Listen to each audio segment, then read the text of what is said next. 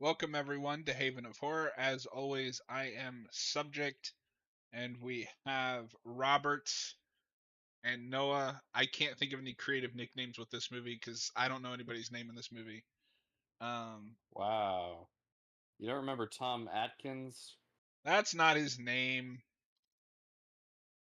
Well, I remember his name. He's Nick Castle. Yep. And I only remember that just because I know who Nick Castle is in real life. Oh yeah. So we're here to do both the original and remake of The Fog. When are we gonna make The Yes. Fog versus The Mist? Get on it, Hollywood. Who would win? Probably The Mist, right? That's just a much Well, more horrifying threat. And I yeah, don't but know. how do you kill a Yep. ghost? Haven't you ever How do you seen kill a ghost? Ghostbusters? This isn't in that universe. I'm sure You whatever can't the prove that. Lovecraftian horror creatures that live within the mist will find a way to kill a ghost. I mean, you've seen what they can do in that movie. I remember It- growing up always being confused, not being sure which one was which, Oh fog yeah. or the mist, just because I. Before I actually saw them, I mixed them up all the time too. Yeah. so I've seen this 3 or 4 times at this point. We've done reviews, I think, on both of these, but we've never done commentaries. Robert, when did you first see this? I first watched this with a friend a couple years ago. It was during spooky season, October, watching a bunch of horror movies. Picked this one, and I really liked it. I've revisited it a couple times since. It's just a very old-fashioned spooky ghost story. It's got that John Carpenter atmosphere you're looking for. I like it a lot. I just rewatched it this week, and I'm looking forward to talking about it with you guys. Okay, and then I'm gonna ask you just because I'm impatient. I need to know because I know you were the one that watched the remake ahead of time. How was it? Oh God. Let's Okay, not get No, ahead of no ourselves here. spoilers. No spoilers no because Noah spoilers. hasn't seen it. How did you feel? Oh God, it's when people talk about bad remakes. What usually the prevailing consensus is oh, it's just the same movie but a worse version of it. It's lazy. It's Yeah. just it's the same movie but bad. Which, Yeah. as we've discussed on this show, does not apply to many remakes. There are plenty of good remakes. That's The Fog until it goes batshit off the rails. Now, Oh John has seen no. this movie before, and I don't think remembers it that well. But if details come to him as I we're watching it, mainly I hope he keeps remember it to himself. I mainly remember the end because I got to the end and I was like, "What?" Do not spoil that for I'm not Noah. gonna I say need it. to see his reaction. Don't hype it up so much, you guys, Okay. because I have a feeling we might get to the end and I might just have no reaction. But I don't know. I We'll wonder if Well, you'll see. that's call why it. I we don't know. I'm gonna that's call why it. we call you We'll see. Noah No Reaction Torgo. Okay, I You need to switch you out the almost battery. John. You almost. I'm sorry. Before we start, you almost had it. You could have just called me no reaction Noah. Oh yeah. I need to swap out the battery on my headset. It's beeping and annoying me, and then we'll get started. Okay. All right. Cool. So, Noah, when did you first see this picture? How does it So compare to I John Carpenter flicks for you? yeah. So I actually came to this, I think probably the most recent out of the three of us. I only watched this back this past October, much like you during spooky season.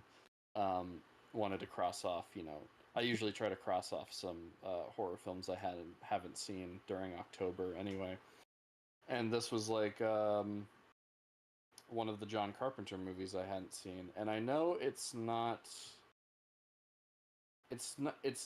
as remembered as some of his other works. I think mainly because it's sandwiched in between two of his best movies, Halloween and The Thing. Um, and I'll admit, when I watched it at first, I thought it was cool. I dug the atmosphere of it, but I wasn't like into it really all that much. Um, I did watch it again before our commentary for tonight, And I will say, I think it's growing on me. I do enjoy this movie quite a bit, even though I prefer some of Carpenter's other works. So I will say I don't disagree about the atmosphere. I love the atmosphere. I just I don't think there's a lot going on in the movie until you get to that third act, and then it's awesome with like the pirates, and maybe they Yeah. should have been in it more. I don't know. All right, Yeah, it's is it very slow. is everybody at timestamp 0? Nah, I'm ready. Yep. Okay, come on, timer. I forgot to pull you up, but you can. There you go. All right, in 3, 2, 1, play. And it is cool because I'm watching this on Peacock and I've got a Studio Canal logo. So this must be one of the more recent Oh, transfers. yeah. I was. Interesting. Yeah, I don't have the Studio Canal logo. Well, We should have shit. clarified that before. No, so I do. So John and I will be in sync, but Okay, Okay. that's fine. Robert, Fuck you you, will be Robert. off of it. Look, it opens with a quote. That's how you know it's smooth. Yeah. Do we want to get a little analytical already and try to figure out the significance of this Edgar Allan Please. Poe quote? I do not. Okay. I got it in Is Latin. it Yeah, I don't know. is it metaphorically depicting cosmology and even anthropology through the act of delivery? Yeah, the Yes. delivery system in this case being the fog. Fog, yeah. No. I For do like how this opens though. Or yeah, you want to explain that joke first? So for anybody that doesn't know, IGN just uploaded a Death Stranding 2 gameplay preview, and the guy that's doing it just gushes about Death Stranding 1 for like the first 10 minutes, and that quote is now burned into my brain because I don't understand what it means. Well, it just means metaphors. But anyway, Yeah, I like the way this opens as like a campfire tale. It sets the tone. It sets the mood really well. We got John Houseman here, classic old theater actor and teacher, delivering this monologue. and it's a pretty Monologue. good monologue. Yeah, it's a really cool just backstory for these ghosts. This conspiracy that happened, how these people were shipwrecked with leprosy, and their gold was stolen from them, and they're coming back 100 years later for revenge on the town. You know, I don't know why ghosts do what they do, but it's fun. It's a cool idea. Yeah, and it just immediately tells you what kind of movie this is going to be, and this is a ghost story. It's not super duper complex. It's actually a pretty simple movie, I'd say, at the end of the day. But you know, this scene perfectly sets the tone for that. And it's one of the reshoots. Noah, do you know about kind of the Yeah. difficult production this had? So I No, did a little bit of Robert. research. Movies in the 80s didn't reshoot. That's a modern problem, and it means the movie is Right. fucked. Yeah. All right, reshirts weren't invented until Re 2016, guys. reshirts. Reshirts, red shirts. No, so I don't know too much about. I do know that there were reshoots for it. Actually, I actually listened to the commentary with Carpenter and Deborah Hill earlier today, and I remember that she said that like I think Scanners had come out around the time, so they wanted to go back and make it gorier, which is funny because usually, um, before a horror movie comes out, they take measures to make it less gory, especially around this time. But yeah, I don't know. I don't know too much else about it. Yeah, we're not at the mid '80s. Studios are butchering slasher movies to get the gore out yet. It's Yeah, 1980, not baby. quite. Gore is in. No, and it's interesting too Gore's the because this thing. is an 80s movie by all definition because it came out in the 80s. But it still feels like a carryover from that 70s philosophy of horror films. Mhm. And even though there is violence added in the reshoots, I do think it's just enough. I don't think it's excessively gory. Because Carpenter also comes on and does the Halloween 2 reshoots and adds a ton of gore there, For and a some of sec, it's fun wait, and over the top. But are you? Did you say Halloween 2? yes, Okay. I said For a Halloween 2, second there, I thought you which said the Howling 2. I was like, It, what? it yes, happened again.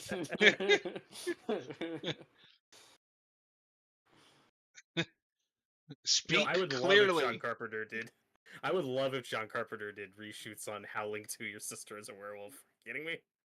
Love to Sounds see just his amazing. take on werewolves. Like, Yeah, he didn't do a lot of supernatural, like, he did like the thing, but I guess that's supernatural, but like in a sci-fi way.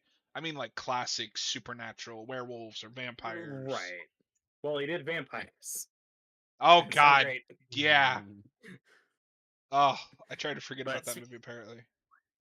speaking of John Carpenter, here he is. He's on screen talking to this priest. Not yet, but yeah, we're Oh, about to get to him. on my I version. also, I also did not know that was him until I heard about it through research.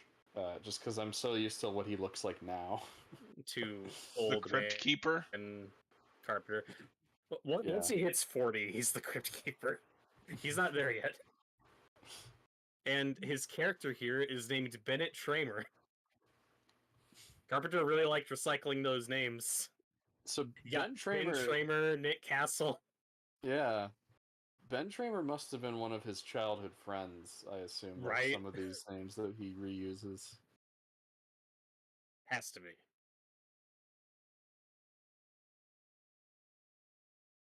And And I really this like is this. still an independent film, right? Like Halloween was an independent film, or is this a studio film at this point? No, I think this was independent. Um, which is surprising given how huge Halloween was. This is also the follow-up to Halloween, and obviously it reuses a lot of, or some of the actors from that movie. Mhm. Jamie Lee Curtis, obviously later. Yeah, he may have also had I think he had a TV movie in between these two. But also not uncommon for the time though, where even if you have like a really big horror film hit, that doesn't necessarily mean you've made it as a Made big it. director yet. You know what I mean? It's like no, and then yeah, it takes a few hits for him to get to the thing, which is a much bigger budget in his passion project, and well, we know how that turned out. Yep. And his career was a struggle ever since. Yep. No, so this is a right after Halloween. This is the very next thing that he makes, from what I can Okay. tell. Yeah, that's what I thought. If you're on Wikipedia, though, they might not have his TV movies, which is annoying. Yeah, I hate when they do that, but I don't see. Let's see. That's why IMDb is more accurate. Fuck your IMDb. I don't know what it is. My brain cannot adjust to the way IMDb lists things. That's fair enough if you can't get with the UI.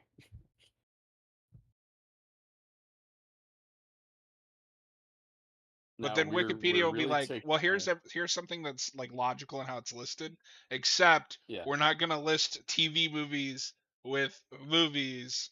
yeah. Ugh. Oh, Wikipedia, get your shit together. So he actually did a few TV movies between Halloween and The Fog, like Someone's Watching Me, which is the first thing I think he works with Adrian Barbeau on, and Elvis, his Elvis Oh, movies, his first okay. Oh commercial movie. yeah, You're I right. So forgot you he know did what an Elvis Wikipedia movie. did Yeah. is they give you a condensed version, and then if you click on see full filmography, then it puts the fucking TV movies in. Why? Yeah, He made because like his 20 Elvis, movies. It's not that excessive of a list. I Just know. put them all together. Well, because they list anything that he's worked on. So like, there's a movie on here called Zuma Beach. He didn't direct it, but he wrote it, so it's in his filmography. Um, And, and should be specified, of course, that this is like the whole Halloween team together again. You know, mhm. got Deborah Hill as a producer and co-writer. I You just got saw Tommy Lee Dean Cundy's Wallace. name. Dean Yep, Dean Cundey? Cundey doing the cinematography, and John Carpenter doing the music again. Of course, love the music in this. Oh, it's so good. Yeah, and we're also really taking our time here to introduce all of the characters and set up kind of like the town and stuff like that. And I can see someone not really being into this because of how slow paced it is right now. But Mhm. I don't know. If you're in the right mood for this, like I was kind of vibing with this movie last night when I watched it for Yeah, a second so time. I want to clarify, not necessarily for you guys, but for anybody watching after or during. When I say I don't really like this movie, I don't like this in terms of the John Carpenter films that I've seen. This is still miles better than some other stuff that I've watched. Mhm.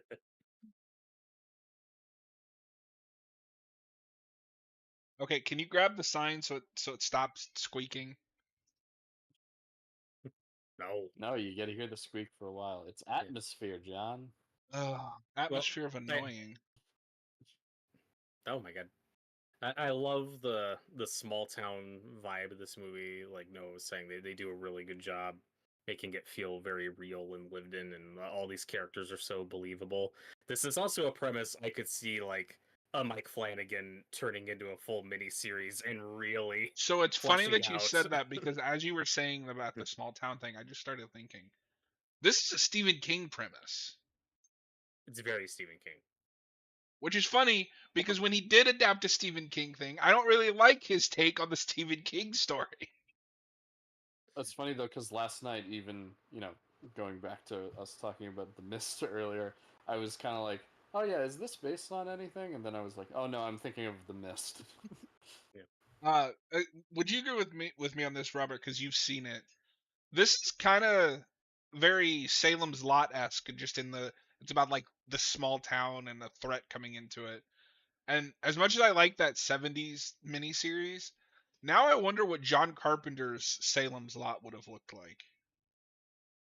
I think he would have been a great fit for it. And don't know if this is a case as much of John Carpenter being inspired by Stephen King, or if it's just Carpenter and King are inspired by a lot of the same things and have I feel similar like it's sensibilities. probably that because Because I mean, I don't know if Carpenter's ever talked about it because we know he only did Christine was just like a work for hire, like yeah, that wasn't a passion project for him. It's not like but of Flanagan course, where Flanagan is like, no, I'm a King fan. and you will know. Yes. But because of course, Stephen King wrote Creep Show, which is very inspired by EC Comics, and Austin and I were talking about this yesterday. I think this was also heavily inspired by EC Comics. So like I see this as just a more serious version of like a Creep Show sketch, and I think that's kind of cool. But Now I know you've there seen are Creepshow some, because we've talked about it. Noah, have you seen Creepshow? Nope, not Okay, yet. oh, interesting. well, I that's on the should. list. If you can think of a horror movie, I probably haven't seen it. Terrifier 3. I've seen that. Well, you just said if I Silent. could think of a horror movie. No, I know. I was being You're hyperbolic. changing the standards, Noah. I'm But moving the goalpost.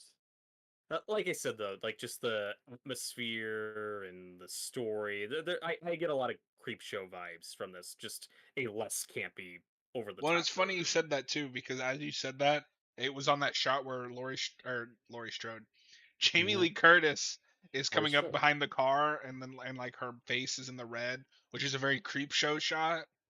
Yeah, and we got Tom Atkins. Yeah, it's a That's a Creep Show crossover. crossover with Laurie Strode and Guy from Three. And Guy for Halloween 3 It together again for the first Is this time. part of the Halloween cinematic universe? is. They're gonna reunite to fight Michael. As much as we talk about like how Halloween is tired and dead and like I'm kind of there, I would love to see what Carpenter could do with a new Halloween movie. Like him actually doing a Halloween movie, not just like, yeah, I was kind of involved, but they also ignored like half my notes. I don't know if he wants to, but I think I don't he'd think he only do does, that. but like I would like to see I what he would do if it was like an idea that he liked. I think he'd only do it if he got to revisit that anthology concept. If it was a completely different story and type of And movie, it's I don't think he'd have unfortunately, any interest. yeah. And at And this unfortunately, point I in think the it's just too late to franchise, do that anthology thing. it is too late. That'll never happen. But at this point, that's the only Halloween. That's the only thing I would like to see from that franchise. That would be remotely interesting to me. Well, and it's Me funny too. because we've talked about this before, but I think it's too late as early as Halloween 3. The minute you make Halloween 2, you Yeah, establish that is the Michael Myers franchise. yeah, yeah. Yeah, No, and that's I've cool. I've always said that putting 3 in the title was a mistake. Yes. Which is funny because then Friday the 13th makes the same mistake. It's Friday the 13th Part 5, but Jason's not really in it. Here we got Adrienne Barbeau. It was great. Who She's is probably my also favorite in character in Creep the movie. Show. That's true. Oh, cool. Yeah, yeah. She's Oh, one of my and favorite characters in this movie. There's a lot of Creepshow crossover. Hal Holbrook, the priest, he's in Creepshow. He's also in the Oh, Crate sketch. Oh, okay. I think he's her husband, like the guy with the nagging oh, horrible wife. Oh, okay. I think they're married in that. So yeah, a lot of Creepshow crossover in this. And Adrienne Barbeau is one of those that just shows up in the most like random things. Like do you remember she's do you remember that Catwoman. she's Silk Spectre in the Watchmen animated? Is she, oh, the new Oh, one. the new one? Yeah, yeah, Yeah. I didn't know that. Speaking of which, yeah. did Old chapter Silk. 2 ever come out? Like I feel like I Yeah, forgot Did. about it. I remember I Oh. saw it on Max. So I was like, oh, that's out. Okay. Yeah, like I remember chapter 1 was everywhere and then chapter 2 was just nobody talked about. Like, Yeah. yeah. But like Noah mentioned a second ago, I grew up hearing her as Catwoman in Batman the Yeah. Animated Series. Oh, okay. Yeah, I don't remember anything about their Catwoman. She doesn't get the best episodes, but I like her Much Catwoman a more of lot. that show, John.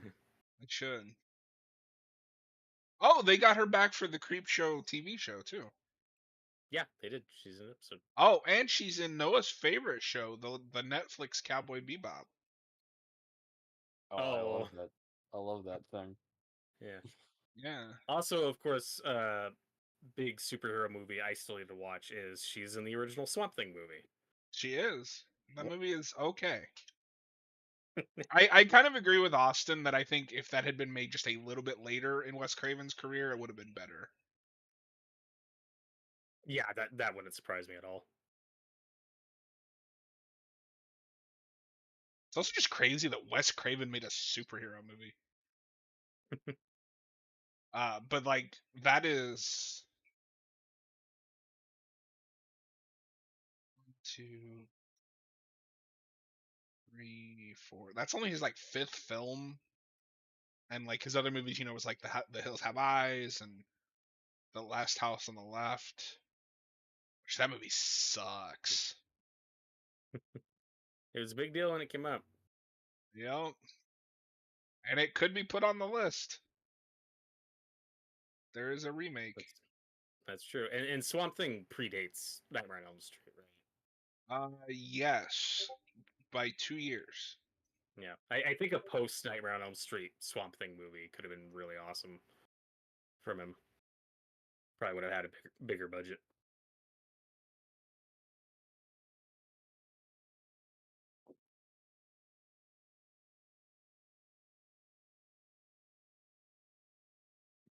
Now, I do think of this as one of those horror movies that can get kind of a bad rap for a while when you get to the 90s and 2000s, where the sentiment you'll hear from most people is, oh, it's cheesy, it's dated, it's not scary. And then enough time passes where that kind of works back around in its favor, where it's like, no, it's charming, it's old school, I like that, it's all about the vibe. And, Mhm. you know, We particularly in the 90s and 2000s, we were really obsessed with things needing to feel like modern, you know what I mean?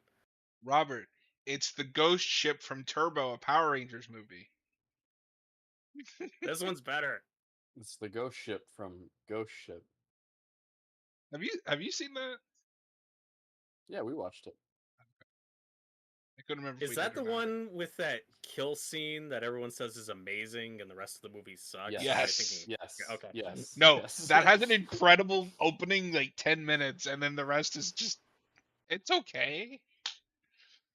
I thought about that when I was watching the Fog remake. I was like, wait, what's that other movie this is like that came out around this time? It's got the same poster too, basically. All right, so we see a little bit of the ghost pirates here.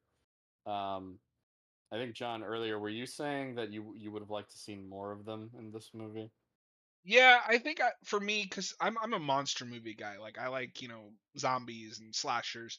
It would have been cool if it was more about them in the town.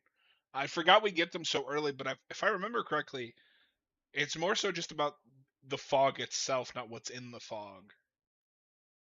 So I think, I mean, I like how it's shot. Like I like the minimalism of it, just mostly being the fog. And I think we actually get enough of the pirates. I like that how they're kind of hidden and obscured through most of this movie. I think that makes them a lot creepier, personally.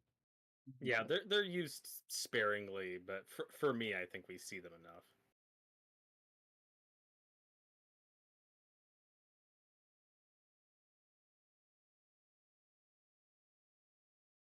I also, as much as I like this movie, I don't think it's impossible to remake. I think it being such an old-fashioned, old-school ghost story, I actually think lead to the potential in doing an update on this, like how Wait, Frankenstein and Dracula, all those classics got updates decades later. I actually think this is It's Ghost prime Pirates. material for one of those streaming shows where you can flesh out the Yeah, characters more. The, we'll get into it when we get there, but the remake's problem is that it's very 2005. yeah, it's one of its problems. But it's like, yeah, it's Ghost Pirates. I think there's a lot of fun you could have with this, Yeah, doing a different spin on it. give it to I Flanagan. give it to Flanagan. Give it to Flanagan. It it's not like The Thing, which I consider John Carpenter's masterpiece, where that's just the best version of that material you could ask for. That Where doesn't it's need to like be remade. just don't if you're going to, you have to do something very different. You know, No, like you could improve on this easily. I But think I'm so. also not the person to ask because I also think you could remake Halloween and do it better. But I which they think kind what of you did could with improve 2018. on in this is, and this is, it's kind of hard to say because I like most of the characters in this movie. At the same time, I don't think any of them are especially well drawn. I think they're interesting enough on a surface level, and they do, they all feel like real people. But like none of them are. I think it's just because you don't really have like a central protagonist in the It's movie, so you that don't and really get to know any of these people. I think, and that's maybe that something and a remake could improve on. like for me at least personally, I'm not gonna remember any of these people after the movie's over. Like I remember, Jamie or uh now I've got it backwards. Laurie from Halloween. Like I remember her or Nancy from Nightmare on Elm Street. I remember those characters. I don't even know what Jamie Lee Curtis's character's name in this is. It's It's Jamie Lee Elizabeth. Curtis. Oh, Yeah, they just they just You they're just said it. introducing each other. They oh, slept together and they didn't know their names. So this starts the tradition of Tom Adkins playing a character who sleeps with a younger woman and then waits way too long to ask a very important question. Probably should have asked up front. Exactly two movies, both with John Carpenter involved. Well, in the John Carpenter universe, Tom Adkins is a fucking he's the man, dude. Apparently, which I don't get. You know, he just That, looks like some guy. the how the Halloween 3 one is the best, where he sleeps with the girl and then goes, "Wait, how old are you?" Like it's too late for that, man. No, because as I was rewatching it, I was like, "Oh wait, does he ask how old she is later?" And then I was like, "Oh no, I'm thinking of Halloween 3." Yeah, yeah. Here he asks what her name is. completely different conversation, though. Yeah, but this is the worst Tom Atkins movie though, just because he doesn't have that mustache that he has in 3. That's true. Oh my God! It's I Know What You Did Last Summer. Oh my god! Oh, we'll get to that when we talk about the remake. Well, no, that was Okay. That just a movie joke really likes I Know What You Did Last Summer. because he had the same weapon the killer uses in that movie. Oh yeah, I know. Yeah, Yeah, I haven't seen those movies yet, but I know that it's got like the hook. I need to finally sit down and watch 2. I don't know if you know about this, Noah. But 2 has Jack Black playing a Jamaican guy. What? That's not real. Really? Hang on. Okay. How do I not know about Jack Black playing a Jamaican guy? Robert. Have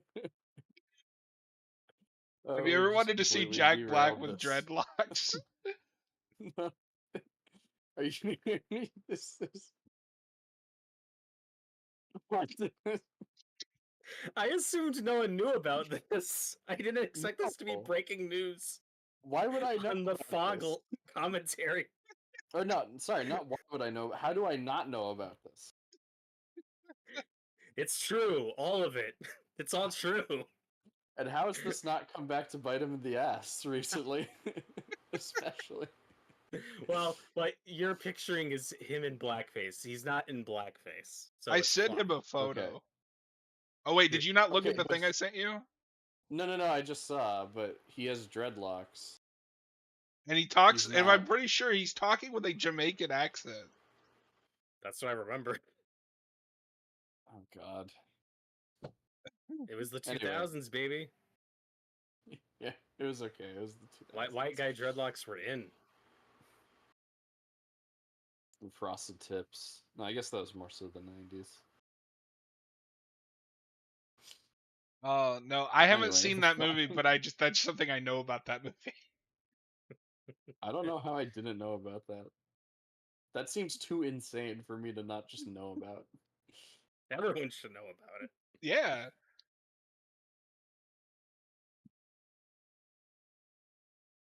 Yeah. This music's so good. So good. This kid's great. Just a very believable, annoying kid without being too annoying. Well, he's no Corey Feldman in Friday 4, but he'll do. Yeah, I mean, who is?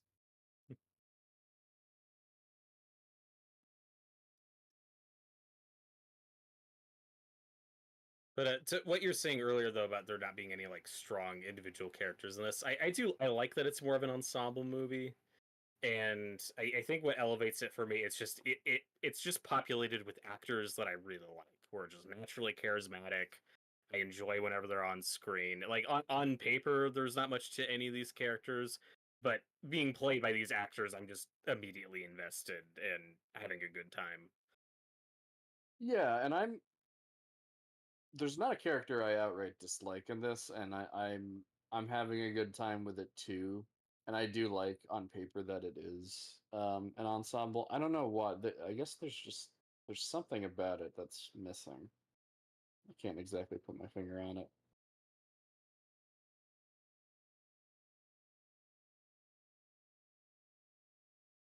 I also don't know if this is a story that necessitates a feature length runtime. But Oh maybe no, that's I part think of it's it. fine. Some parts of it feel a bit stretched out, but kind of like the opening scene, like I was talking about earlier. I think I have to be in the right mood to like vibe with that kind of thing, with a slower pace. Oh sure. But if you gave it to Flanagan, he could turn this into a miniseries and nail it. Yep. Yeah. Well, then he'd have more time to like get into all the characters. Mm-hmm. Yeah, I think Jamie Lee Curtis's character is one you could have definitely given a bit more dimension. She's just kind of along for the ride at this point. I don't know Yeah. why she's still here. When I, for some reason, I think it's just because she's on the poster. I expected her to be the main character of this. I had that Like, too, because well, A, it's Jamie Lee Curtis, and B, the yeah, poster is her like holding the door. the So it's like, door. oh, Yeah, she's gonna be the central protagonist. And I think she just disappears after a point in this movie. Like, He doesn't get a yeah. lot to It's do. it's more so like the priest and Adrian Barbeau, and I guess maybe Mhm. Tom Adkins are like the main characters. And it's cool that Jamie Lee Curtis got to be in a movie with her mom, With her Janet mom, Leigh. and here she is. Yeah, and Janet Leigh's character is another one I really like. Where I'm torn because I think you could have made her stand out more as like the villain of this movie. If she was more like the mayor in Jaws, because there are some Jaws similarities with the town and this like Yes. festival that they're refusing to shut down. But I Mhm. also like that she's not a one note villain. Like she's just a person. Even when she gets this Yeah. horrible information, it's like, well, what's she supposed to do with that though?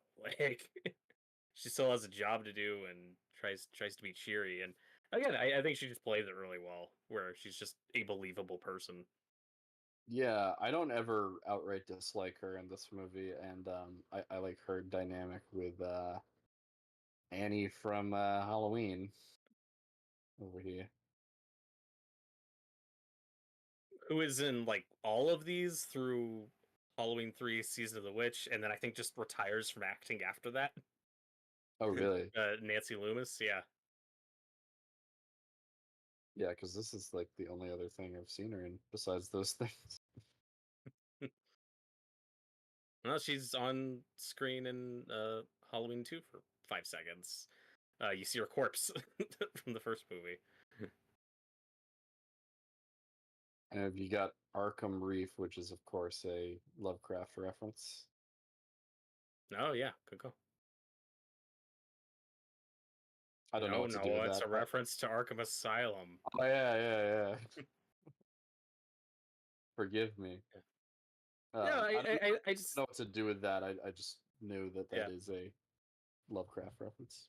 Well, like I said, it's an interesting follow up to John Carpenter's Halloween, where that's something at the time very modern and edgy and has like those exploitation elements to it, just done in a very slick way.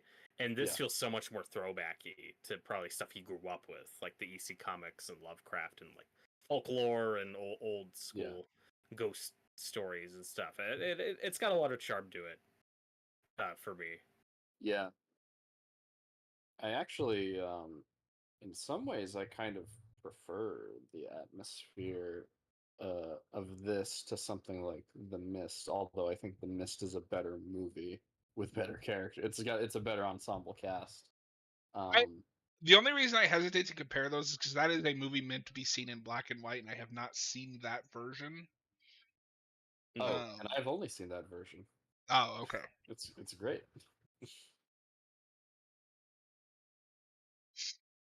Did you guys know that the new Spider Noir show is also releasing a version in color?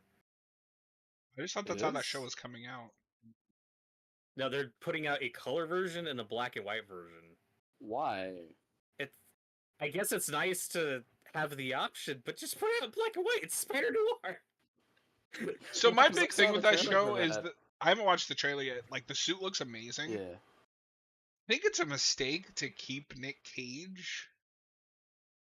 I think that's a weird choice, but It's I'm Nick in. Cage. I'm in if it's Nick Cage. I Yeah, but I mean, wanted to be in. he Spider-Man Noir should be like in his 20s.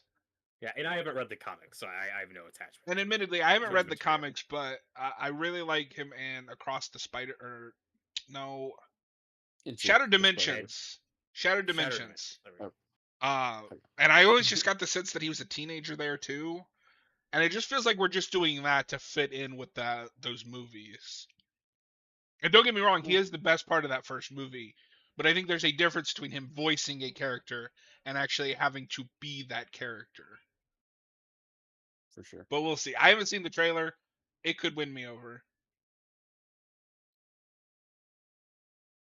I'm just excited. It looks like I'm finally actually going to get a Spider-Man story. It's not the Yeah, maybe. Spider-Man I wanted, but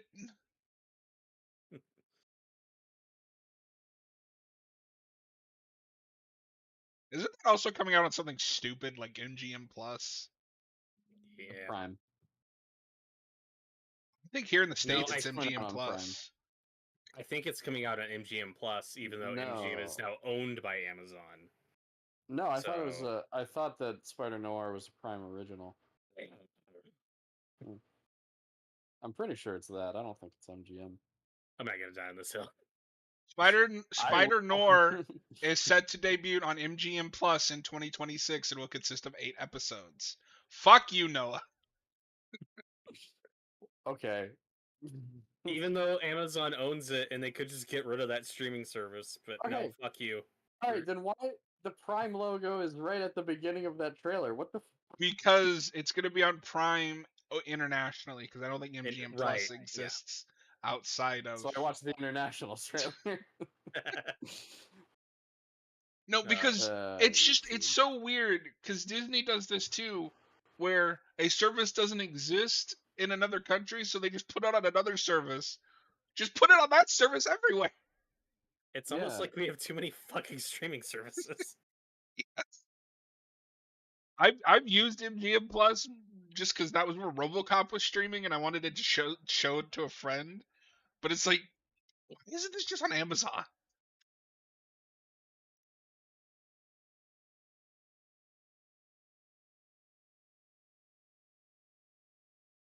There's So a second ago there was just like a funny little cute moment where in the fake out jump scare where Janet Leigh goes Jesus right after she jumps. She's like and then she's like apologizes. yeah for blaspheming.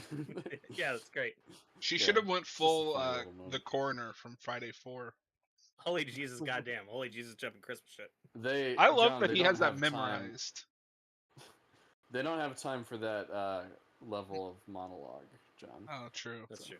Yeah, we gotta have time for this monologue where the priest is reading the story about his grandfather's evil deeds, and it's a great follow up to the prologue though, where it doesn't feel like repeated exposition. Like the prologue is just, ooh, one night this ship went down because they mistook a campfire for a lighthouse. Here we get the same story, but now with this added context to it that this was all a conspiracy and that it was actually murder, and that's great. It's just you're getting layers to it. I like a ghost story when you get all these layers and the sins of this town and their crimes. Well, Robert, you often say that ghost stories are like onions. Yes, I always There's say that. layers. There's layers to them. And one thing that I think could improve this movie, that's I don't want to say it's a problem, but something you could just again flesh out and develop more is that so the ghosts that we have this running motif of 6 must die, in place of the 6 conspirators. But it really feels just random, like they're just going after people until they hit that number. Except our priest character is the grandson of Yeah. one of conspirators. I think you could have leaned into that, like, no, the ghosts are specifically targeting descendants of those conspirators. I think that would have given a bit more depth to it. And you know what you No, could 'cause do that was with something I a was a streaming little more service. confused on this viewing. What I think they could do with a streaming show like this too, which would be cool, is if you didn't want to do just like the whole show is in this town, you could almost do like an anthology, right? Where like each episode is a descendant of that they're going after, and you could flesh out each yeah. decade. Because I was thinking about Kind of this like it, earlier, kind of like it. where it's an Although ensemble, but you get although you're gonna laugh at me, my go-to is actually Hellraiser 4. Because I don't know if you know the oh original right, yeah, pitch yeah. for that movie. The original pitch was going to be the ancestors of the guy that built the box, and it was going to be like a multi-generational story. And then the studio's like, no, you got to have more Pinhead. More Well, Pinhead. Pinhead. That's why that movie's known as the in space movie, because its opening and book ending is in space, because it's the last generation of that family.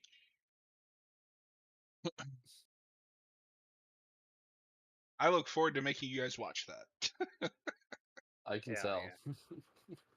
yeah. I admit I'm not as hard on that movie just because it's a very The compromised context. film. Yeah. Yeah. To the point that's an Alan Smithy film. And I think the original idea is super cool, and I wish somebody would do something with that.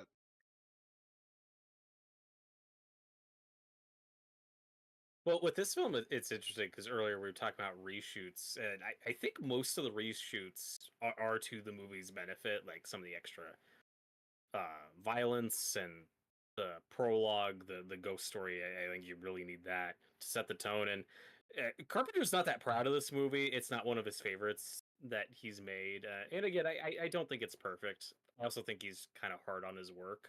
Like he once apologized for making In the Mouth of Madness. It's like, oh, a lot of Really? people like that That's movie, yeah. that's my favorite Carpenter movie. Hot take, but And I was talking to Austin about this yesterday. I think he's mellowed out in recent years. I think like 90s, 2000s Carpenter was a lot more hard on his work and bitter about his experience. Now I think he's mellowed out a bit more. Because like, no man, you made a lot of good movies that were and then some not so unappreciated. good movies. Looking at you, vampires. I thought you were about to say looking at you, Halloween. No, I said Halloween is a bad movie. I know. If you just I wanted to piss some people off, you could have said that. Yeah. I don't know if this is a reshoot or not, but this jump scare is great. Oh my And god. that's like your signature Jamie Lee Curtis scream you get in this movie. This movie surprisingly That has was some effective jump clearly a scares. doll. Yeah. That was Yeah. unfortunate lighting. It's a scary doll. Oh. Is that like the spooky door? I think because the tension in this movie is so well done, and it's a movie that mostly focuses on tension than like loud noises. The jump scares are more warranted in this Yes. movie, and they tend to work more than I expected. And I'm just gonna warn our viewers as well as you guys. It's rumbling out there, so I may lose power. I don't think I will, just based on how it sounds, but you Uh-oh. never know. Ooh, maybe the fog is coming. I hope. Will the fog get John? I'm here. Kill me. Do it.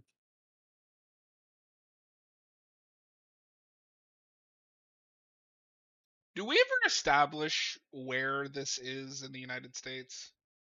Yeah, it's Northern California.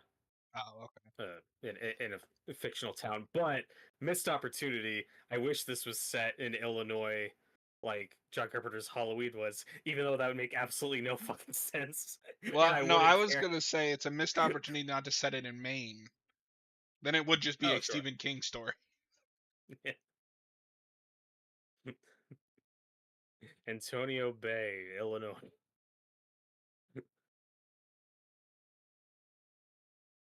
So Noah, are you excited to see the remake of The Fog? It sounds like you're excited to stop watching this movie and watch that one. I We don't keep have a lot talking to about say it. about this one. I feel like I'm gonna have more to say about the remake because that movie is just a complete Yeah. disaster. Uh, um, I mean, if it's funny bad, then yeah, hopefully it's fun to watch. I And would hate for the having two to of us walk that down that care, flight of stairs every day. yeah. Me too. And for Robert and I, it'll be a nice segue to when we watch Smallville tomorrow. That's true. Wonderful. I do like the idea and kind of the imagery of a radio station that's base of operations is a lighthouse. That's Yeah. kind of cool. Also, No, a set piece for later in the movie. no, I like that a lot, and I just like radio when horror movies have to incorporate older technology like radios and stuff like that. We lost something when everybody in a horror movie just has a cell phone. Even when you have to like fabricate, oh, there's no signal out here. It's like nowadays, I don't believe you.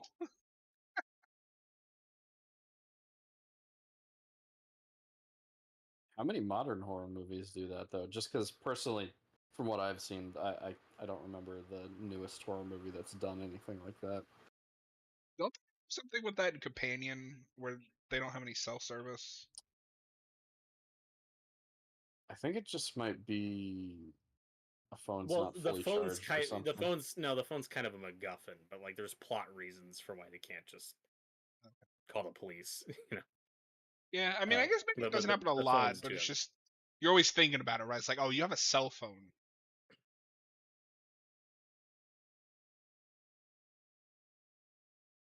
and it's always either dead or there's no service. But even like radio DJs, you know, personalities, like you don't get a lot of live ones anymore. Those are usually just pre-recorded for people that have those jobs, you know, and you miss something when you don't have the My buddy interactive element. from my old job, his dad is a DJ Oh, for nice. radio. Yeah. What this did make me think of, though, just because this is the most recent horror movie I've seen to incorporate anything having to do with a radio station, this did make me think of Halloween Ends a bit. Yeah. Oh no! And that is one of the better kills in that. That So, is a good kill. Yeah. I don't even Well, and remember it at this point.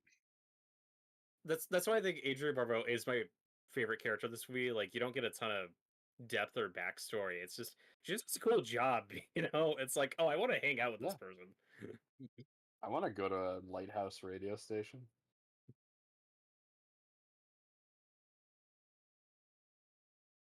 And I really believe her in this role, which is something I can't say about the remake. Oh. Oh no, I got that to look forward to. I like Also, the water dripping down. Yeah. I yeah, don't know that's if a we cool talked effect. about it in our commentary for that, but do you ever get the feeling that Scooby Doo on Zombie Island is kind of looking at this? I was getting Scooby Doo vibes, and isn't she a voice in that? Yes, Yeah, yeah, she's one of the cat people. yeah. The people making that were probably fans of this movie or Carpenter in general. I think you could see some of that influence in there. And I mean, that movie's better than this, but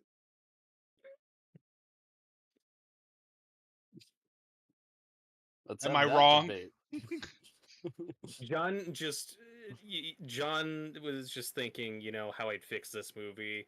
I need zombie ghost Confederate soldiers who turn out to be good guys. That's what I Yeah, need to fix yeah. this. Well, it really gives the movie a nuance, you know.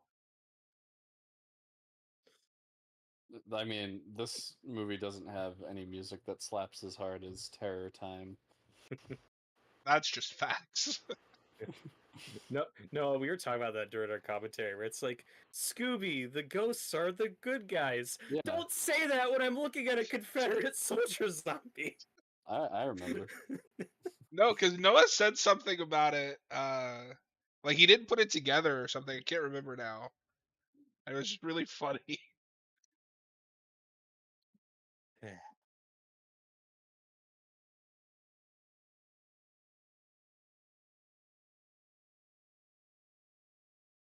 But I do think the writing for this kid is believable. Like when his mom calls him and it's like, "Where did you find that wood? What happened?" He's like, well, it was a gold coin and then it turned into a piece of wood. I told you." It's just like very nonchalant.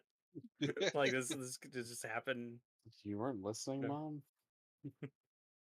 Also, they made an action figure of her character recently. Oh, weird. I don't remember who Really? put it out, but somebody got Is it the Mecha? fog IP and was like, I don't know. Yeah, I think it was, and it was Um, like, Adrian Barbeau. I don't know, but our the piece of wood I think is one of the that's accessories she comes that's with. So. amazing. Our mutual friend Hayden was telling me that one of the big toy companies has gotten PlayStation IP, the PlayStation IPs now, and they're doing like The Last of Us, Horizon. Oh yeah, Um, cool. They should make more merch of the zombie ghost pirates. Like those look pretty cool at the end of this movie. I was I think I'm on yeah, the thinking top of that. if if you were to do action figures, it probably should be the zombie pirates. But then again, like, how do you do that when they're basically just silhouettes? Nah, you can make it work. I think they look a little strange, especially Ellie, but I'd buy them. Yeah, they're pretty cool. I love that Ellie's like ponytail is sideways in that image. It looks like a video game glitch.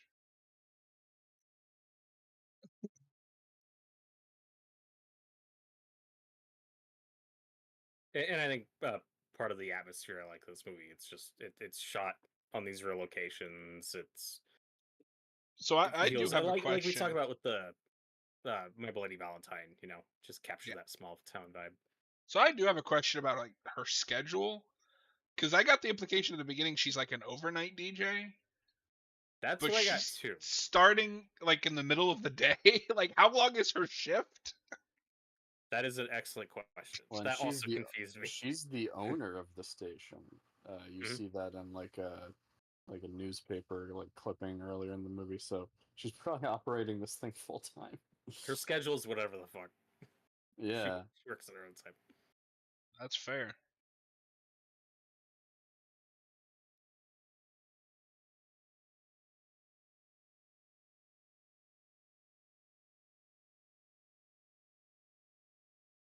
And it's the little things too, I think, that kind of are glaring questions. Like, we spent a lot of time with these two, but he's just like, he just picked her up.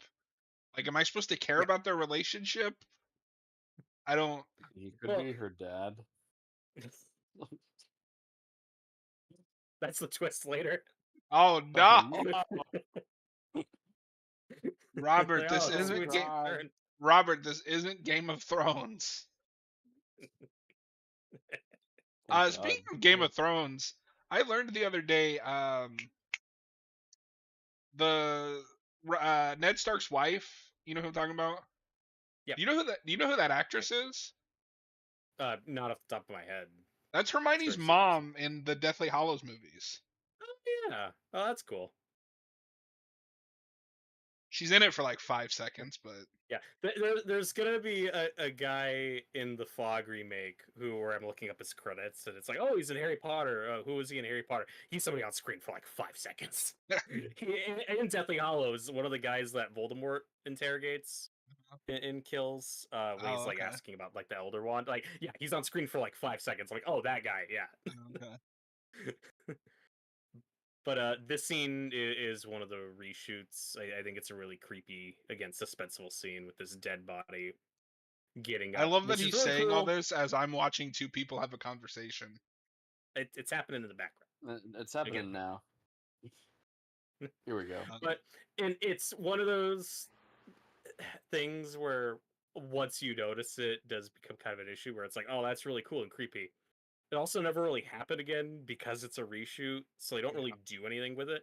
Again, if you remade this or did a show, that is an idea you could stretch out. Is, oh, the people who die become zombies, and Carpenter, it's not just a just ghost make a story. zombie movie. He really clearly wants to. Yeah. Well, that's what I'm saying. Is like, I think this could have been a cool zombie movie. It's not. But also, And, like, Assault on Precinct 13 could have it's it's structured kind like of a a zombie zombie movie. Yeah. film, but it's not. This also But then, kind of has, by the climax, it kind of has a zombie movie type scenario yes, where it's everybody holed up in this one location. Yeah. yeah, it's very Night of the Living Dead, and that sequence of this dead body getting up and lumbering after, it's like, oh, that's something they could do more in a remake. Do they? Nope.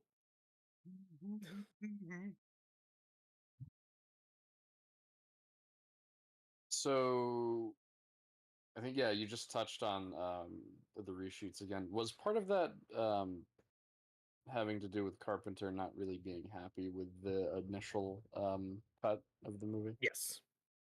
Yeah, Okay. it wasn't. I mean, it was an independent movie, so it wasn't like studio mandated reshoots. He didn't think it was working.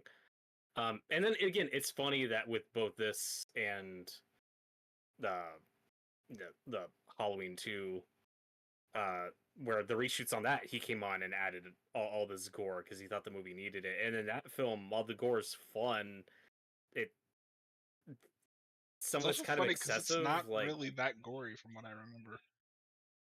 it's more gory than this. It's Yeah. gorier than the first Halloween, obviously. Well, that's because Halloween 2 is the the post Friday the 13th Yeah. Halloween movie. Well, this and that were influenced by movies coming out at the time. Yeah. I'm just surprised that Carpenter felt like, oh, I need to up the ante and measure up I to would some love of to the stuff. see. I'd also love to see what he would do with a post Friday slasher that he actually Yeah. directed. I don't count Halloween 2 because he didn't give a shit.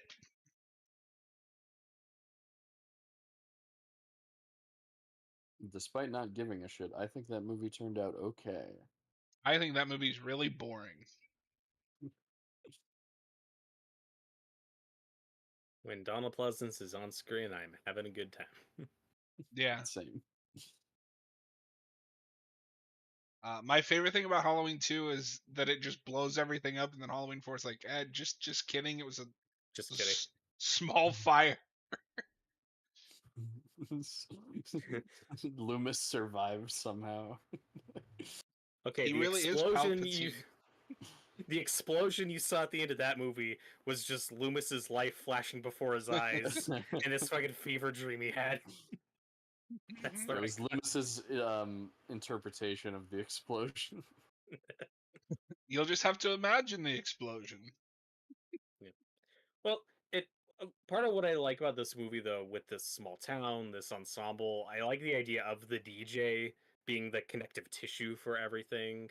How she Yeah. is never on screen for any of these characters, but she kind of helps guide and propel the plot and inform some of the things these other characters do. That stuff I really like. I think that holds That's Yeah. together very, pretty well. and that's something we still do now, where it's like a character stuck in a room and has to guide other characters through a horror film. Like Halloween Resurrection. Well, and I mean that just does this but better. This could have used Buster Rhymes. Yeah. What would he say in this movie? Dude. It's the fog, motherfucker. Ahoy, motherfucker. Yes, Then he roundhouse kicks a zombie pirate. dude. This is why we need this to be remade again. I need this to happen. He can still do it. It's like, okay, two things. One, give it to Flanagan. Two, Flanagan, hire Buster Rhymes.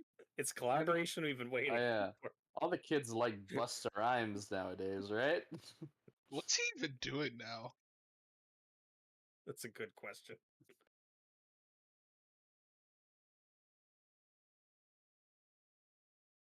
Yeah, but I think something I realized on my most recent viewing is, I don't think Adrienne Barbeau shares any time on screen with any of the other main characters in this.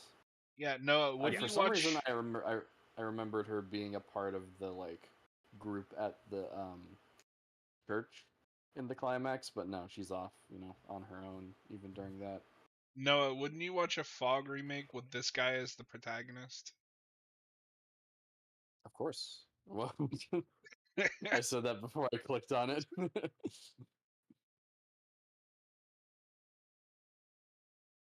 Oh, he's. Wait a minute.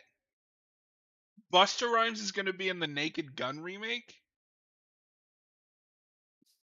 That makes sense. That's a good choice. I love how you, you sounded really excited about that. I don't think you are. Who wouldn't be? That's how you sound. No, that's going to be amazing. Cody Rhodes is going to be in that movie? Okay, now you're excited. No, now I'm excited. Oh no, I'm Danny Houston is in worried. that movie. That's not a good sign. To this tangent, I'm worried about that movie. We'll see when it comes out.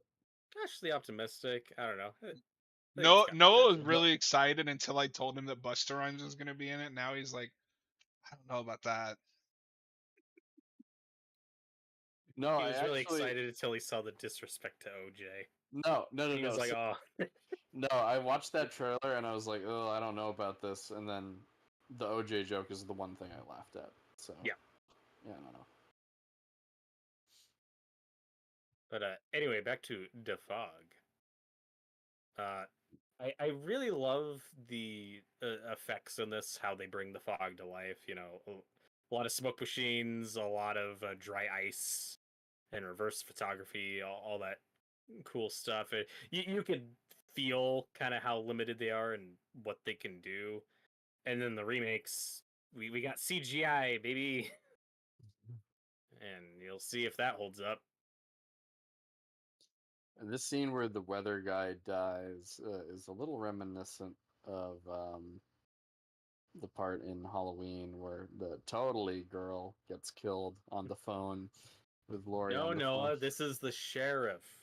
That's not the totally Uh, girl. no, yeah, but he's not the sheriff in this movie. No, his death is one of those. You kind of had it coming. He's kind of like a pig. But that shot's great when he's talking, and in the background you see The the fog fog rolls coming in. in. It's like, yeah. Yeah, the lights come off. No, that like tension. This is such like a perfect like masterclass of tension. And then it all builds up to a jump scare that I think works pretty well. Dan.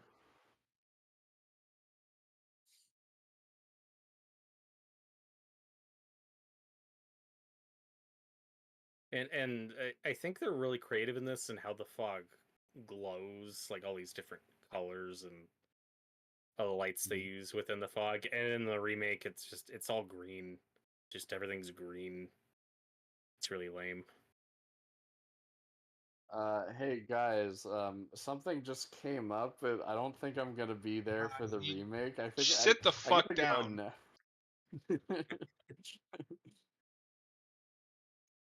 No, so one thing I will say I love about this movie that I don't think I've ever connected until you mentioned Creepshow is the use of color in certain shots Yeah. where it's just like lighting the whole scene. Like there was that guy with the green like light coming off the car. Yeah, all like the red and blue we get in this sequence is super cool. This looks And very I Creep love it Show. in Creepshow, but what I like about it in here is it's always from a source. Where in Yeah, Creepshow it's just this is the shot. yeah. It becomes a cartoon. Yeah. Dan, you were too young for this world. Evil dies tonight. Um, Oh my That's what they're god. gonna do for the Fog um, Legacy sequel. We're gonna get an angry mob to hunt down the Fog. Okay, real talk though for a second.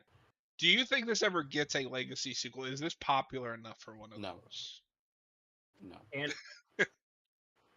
I don't think it's popular enough, and I think we're kind of past that trend. Not that we won't get more legacy sequels, but we're past like the bulk of them. You Yeah, I know, think so. Yeah. I think Okay, we're going so to be my a bit only more problem selective with for when we that, do those. we might be, but I know what you did last summer is getting one. That's true. Final Destination, I is kind of getting one, but it's also just a sequel, so Yeah, I that's don't know getting where one. you fall on Yeah, but that. that's part 6. I think that counts. The Naked Gun No, is getting a remake, or I don't know no, what that is. that is a legacy sequel because Liam Neeson in that is Frank Drebin's son. Yeah. Oh But I no. but that's like the best joke in the trailer. I think that's fine. I don't have a dog in that fight. I don't even think I've seen The Naked Gun. It's good. You You watch should it. really watch the show Police Squad because I that still need show's to watch it. hilarious. Yeah. John and Scary Movies getting one, of course, God. because Scream came back, so Scary Movie has to come back. Of course.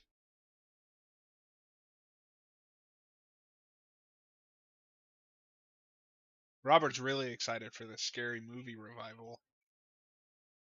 Yeah, I need to marathon all those at some point. Oh wait, have you not Have you seen seen any of those? them? I've seen the first one. Okay. Oh. Now I'm We have tempted to to be a watch one of them. jackass. Now I'm tempted to be a jackass and use one of my picks on Scary Movie 2. Don't you fucking dare. If that's what you pick next week, I'm gonna be so mad.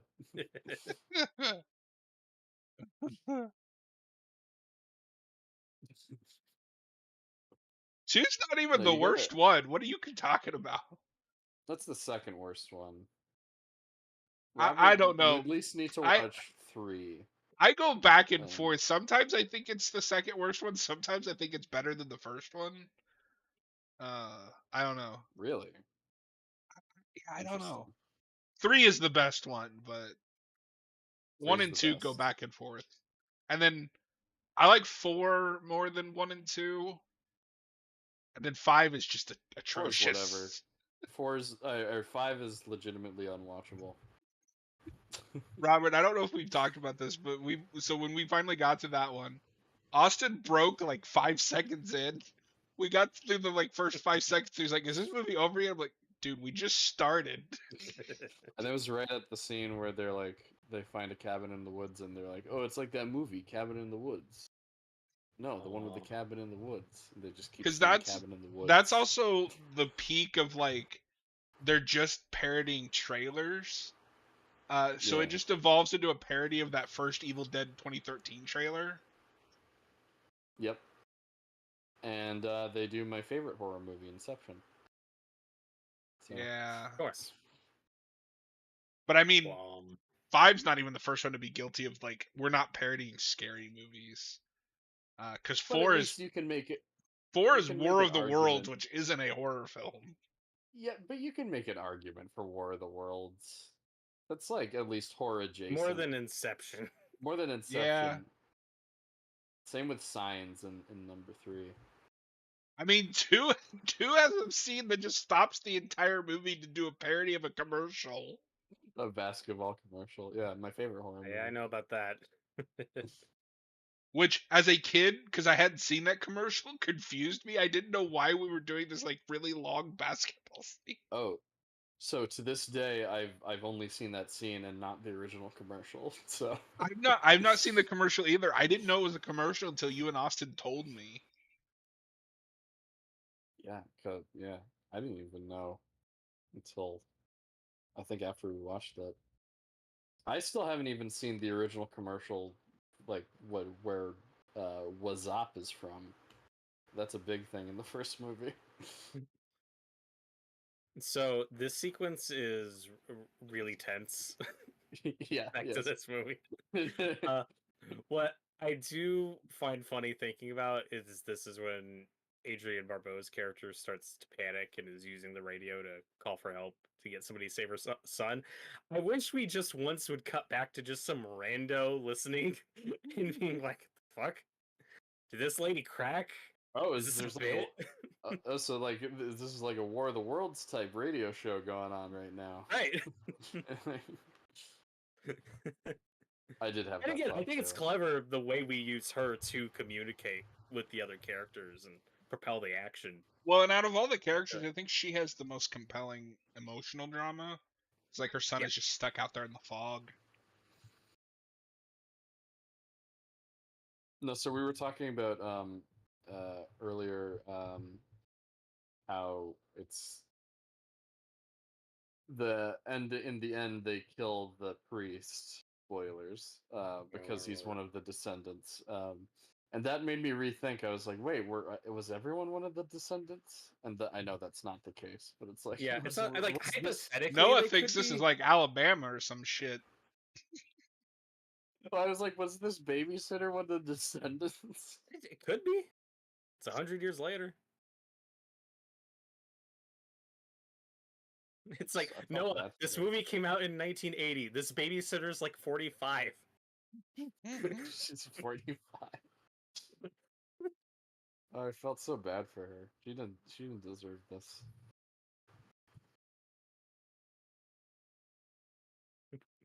We were talking about legacy sequels.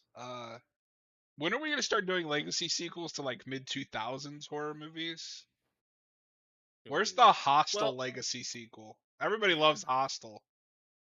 we've talked before, like a little surprised that we didn't get the Saw reboot legacy sequel because that feasibly could have happened, but we said nope. They're all still canon. Yep. Saw X happened, so I think that ship sailed and fine. But yeah, Hostel. I don't know. Well, and the I problem is would with the mid 2000s because the big thing that dominated those was remakes. Um, right. The only But original also, ones I could think of is like One Missed Call, which is a Japanese remake or American remake of a Japanese film. well, and a They keep couple trying to bring Rings back, and it's just worse every time they do yeah, it. they keep trying to bring The Ring, The Grudge, and those were failures. So I think those are done for a We while. should we should do a commentary on Rings sometime, by the way. Yes, that movie's hysterical. Noah, did you know that when Rings came out and failed, that's when they first pulled the plug on that Friday the 13th reboot? Because, oh, people don't care about horror right now because Rings failed. Oh, So let's not make wait, a that was Friday the the reason? 13th movie. Yes, To be Why? fair, that is a dumb Why? reason, but I think we were ultimately saved from a shitty Friday that is movie. also Do true. you know the pitch? Okay. Do you No, know the I don't pitch? know anything about It is this. a No. found footage Friday the 13th remake. That was Oh, their thank God we pitch. didn't Sounds like get it. that. Yeah, Yeah. Thank God. we dodged a bullet. No way, dude. But Speaking yeah, of Friday, we got a look at our Jason universe Jason design. Have you Oh, seen this? so I saw that. I'm confused. Is that for the new show? Like, what is that for? no, okay. So presumably, I think it's just gonna be like merchandise stuff. And, Like and you'll I, see I this would on, assume any future movies, that's what he'll look like. or not. I don't. I don't. I think it's just like this is the Jason mascot. This is what the Jason mascot's gonna look like. I don't think the movie is gonna be beholden to this design, but expect to see this on T-shirts, toys, And it posters, is the Why most not? like all that jazz. vanilla looking. Like Why not that's Yeah. just go fucking for Greg the? Nicotero, and that's the best he could do. Yeah. He's Oh got wow. the jacket or open shirt still. He Although doesn't have I the have X that kind mark. of with Savini. I like his Jason design well enough for what it is, but like, I don't think that would never work in a film. But the Tom Savini Ash skin that he did for the Evil Dead game sucks. I don't know if you've seen that. Yeah. I haven't. I don't know why they didn't just go with the classic, like Yeah. Jason's look from part 4 or part 6 even. Ever since Freddy vs. Jason, though, this has been kind of the base look. Even like the Funko Pop looks kind of like this, you know? Like, this has just kind of been the base Jason look we've had for the last like 20 years. So no, I just sent you that. That is the Tom Savini Ash skin for that game. That it was like a pre-order or What? something bonus. Why is he a mummy? I don't know. Tyler says this is one of his all-time favorite horror films. I'm glad you love it. Hey, It's decent. I like it. It's a spooky movie. I love the mood. The great cast. Yeah. Well, and part of what I really like about this movie too is earlier we were talking about John Carpenter's Halloween anthology pitch, and that we never really got that past season of the witch. That's part of what I appreciate about this movie is if you literally just change the setting from April to October, I think this is exactly what one of those would have looked like. This feels the most in tune with that movie because some of the same people worked on it, where it's like, oh, this is just it has that kind of anthology Yeah. creep show EC Comics feel to it. So at least spiritually, I get those vibes. Like this could have You could been have Halloween the Fog, you know, you and could have I changed like it that. so the town's birthday was like sometime in October, Yeah, so it has exactly. that like, you know, That's the only change Halloween you need to kind of make. thing. Yeah. And you have a lot of the same actors playing different characters, but also some new actors in lead roles. And then in Season of the Witch, you have some Halloween alumni in there too, playing different characters, because that's not in the same world as the Yeah. first movie. But So weirdly I enough, see this the as like kind of movie an unofficial part of that, you know, entry kind of a into spiritual. Yeah, Halloween anthology. Yeah. the music, the vibe, everything. Yeah. And then by virtue of it having a lot of the same people Mm. working on it, it does A- have a And lot of that. then John Carpenter never really makes a movie like these again. Like The Thing is a very different type of movie. Yeah. and more what he's into after, which is a lot of sci-fi stuff. Yeah. And apocalyptic crazy shit. We were talking over it also, but the scene where the ghosts are like breaking into that woman's house, and the kids like hiding in that room, also kind of reminded me of the closet scene Halloween, just a bit. Mhm. Similar kind of setup. Did you say the closet scene in Halloween Ends? No, the closet scene in Halloween a In bit. Halloween Ends? No. Is When are there we even a getting? closet scene in that movie? Yeah, I remember don't at remember. the beginning the kid is hiding in the closet and then he rushes out and falls down the stairs. I just remember Was that he a closet? falls. Yeah, I don't. I I saw that movie don't know, it's a once. little room that they stored things in. I don't know. How small does a room have to be a closet? Let us know in the comments. That's the only thing that's Yeah. one of two scenes I remember from that movie because it made me laugh really hard when that kid like stumbles out of the closet and trips and falls over the Oh yeah, fucking. when he It's goes a great flat on the scene. floor, my theater was like erupting in laughter. Like, The So other good. thing I remember is the blowtorch kill because that was a good kill. That's a brutal one. All this stuff's great when the fog starts overtaking the This town. is yeah, like I love the music I don't here. want to I don't want to say the movie's ever like not got me. Like I'm interested enough. This is where the movie like captures my attention when you get to the. Mm. Hmm. Tyler asks if we like Prince of Darkness. I haven't seen it. I don't know if you guys have. I also haven't seen it. I I have a different experience with that every time. It is really fucking weird. But it's solid. I know our friend Austin really likes it. Yeah.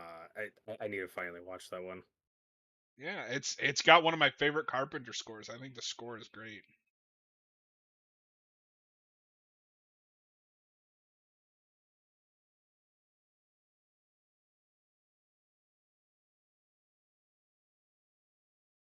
Oh, there's something in the fall.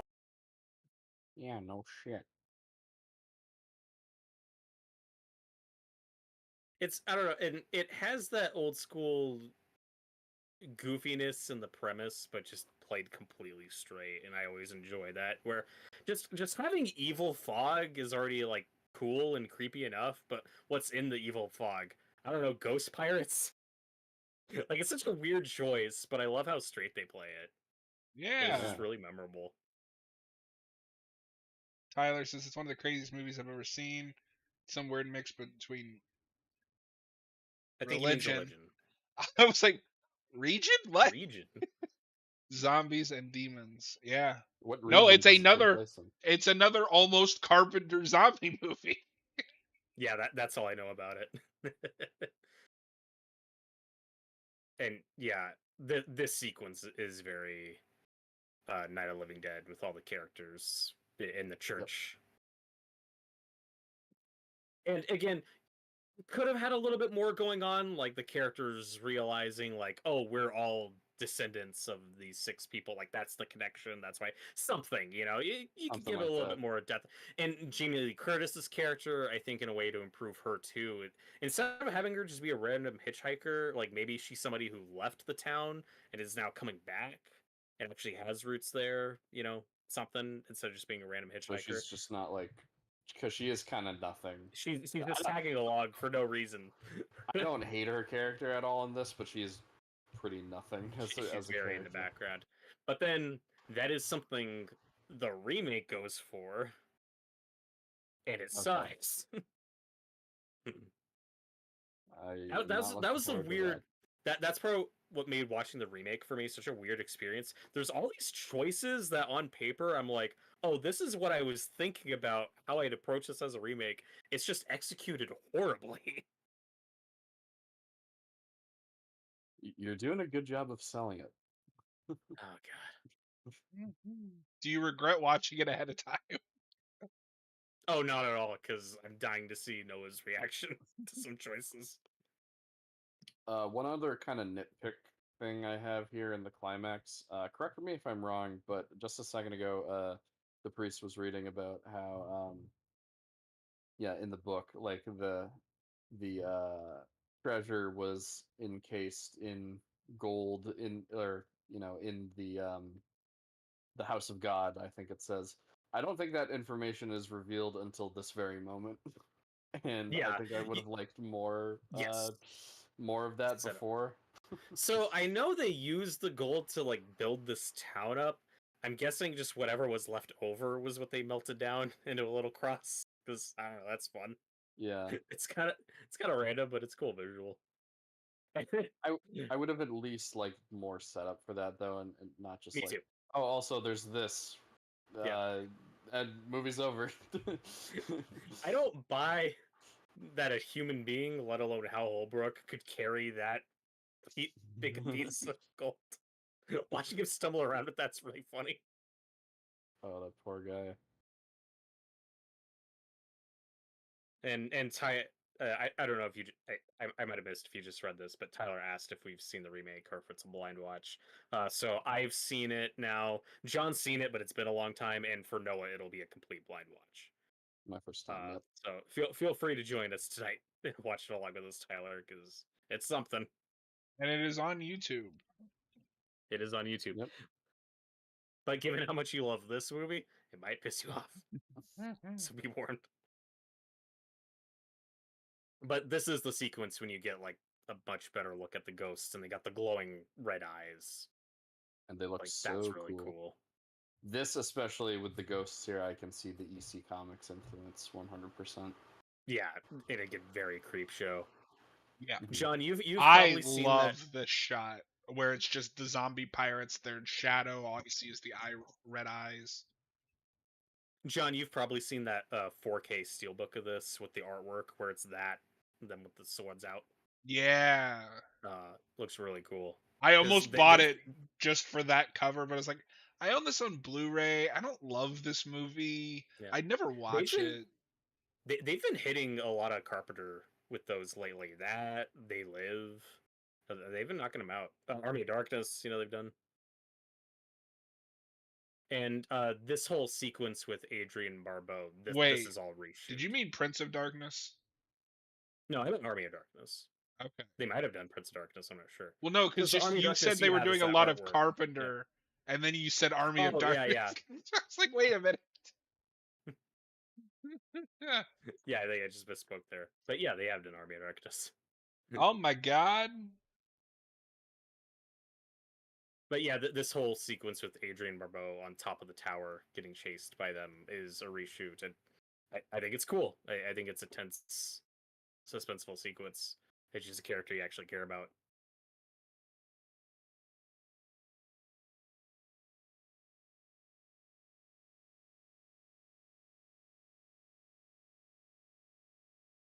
It is one of those light show climaxes where you got the glowing cross, and I'm like, I don't know what's happening, but it's fine. And that's part of my issue with the plot, though. It's Yeah. so first it's the zombie pirates, the zombie ghost pirates want to kill 6 people for revenge. It feels kind of random. And then at the end, it's they want their gold back, and then he gives them their gold back, but then they'll But come back they later. still need 6. They still needed 6, and then so my question is, if they never gave them their gold back, is it the exact same outcome? Like, do they just kill 6 people and then peace out? Like, does anything the characters do actually affect the plot? Is my question. Maybe Yeah, not. that I wonder. It's just Because, like like you said Indiana before, Jones, where Indiana Jones doesn't actually do anything in Raiders of the Lost Ark or whatever that stupid. but it's like you said earlier. I think they used a lot of the fortune to build the town, so that gold that's in the cross is probably not enough for them. Tyler, if you Maybe. were remaking this movie, would you show any flashbacks about the town 100 years ago, or would you leave it ambiguous like in the 80s movie? So we talked about this a little bit. At least my pitch, is a streaming show, and each episode is like a different decade building up to the events of this movie as like maybe a two-part finale or the finale. Yeah, yeah, Tyler, we do get flashbacks in the remake we got, and yeah, they're not handled well. I think it could be cool in theory.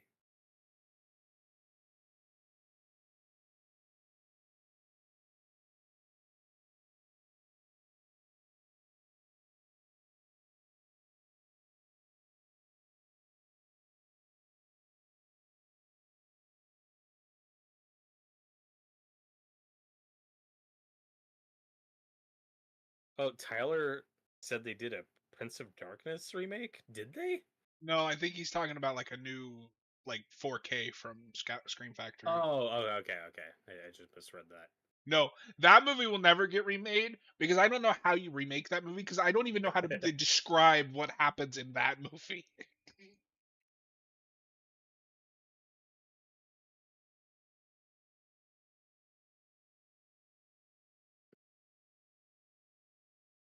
Noah, does this ending work for you? It does end on kind of a downer. Like, oh, the priest didn't deserve that.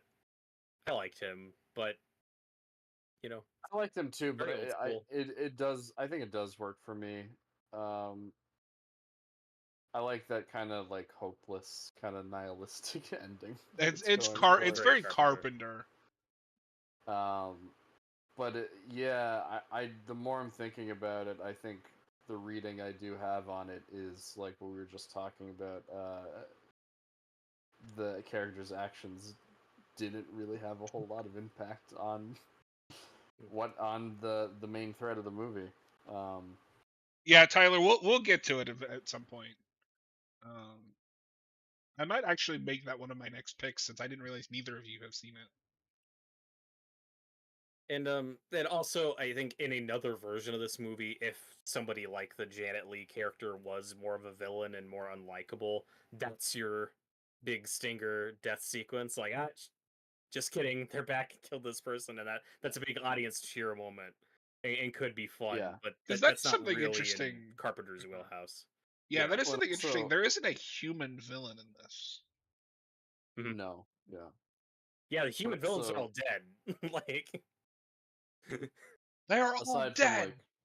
like aside from like the thematic stuff I was talking about, I also think this ending just ends on like a just like a horror movie level. Like this is the final kill. This is the final scare of the movie. yeah, So I think and it's it just works creepy, for it's that. effective. Yeah, Again, just very old school. caught me off guard when I first watched it. I was like, oh shit, Oh fuck. oh fuck, dude. Spooky fog scares me.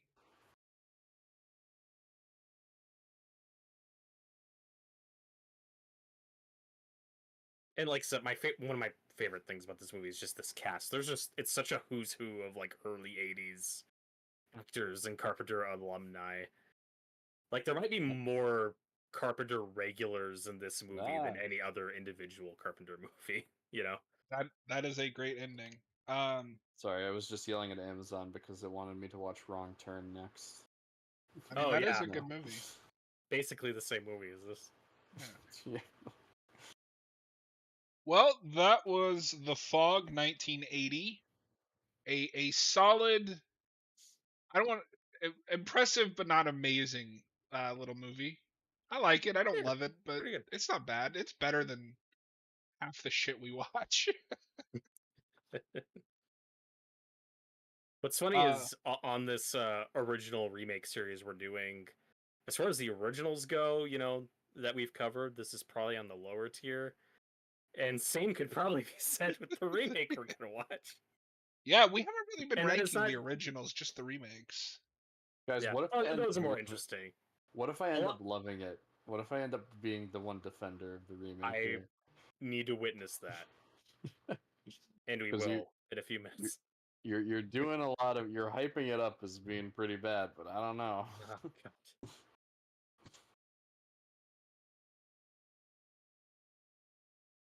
But it's Okay. not that funny bad. That's the problem. Okay. Except when it is. But Um. Yeah. So this also, as much as I like this movie, it also probably ranks on the lower end for the originals for the ones that I've been here for so far. But I still like it. All right, so we're gonna take like a 5 minute break, um, and then we will be back to do the remake. Noah's just dying of excitement.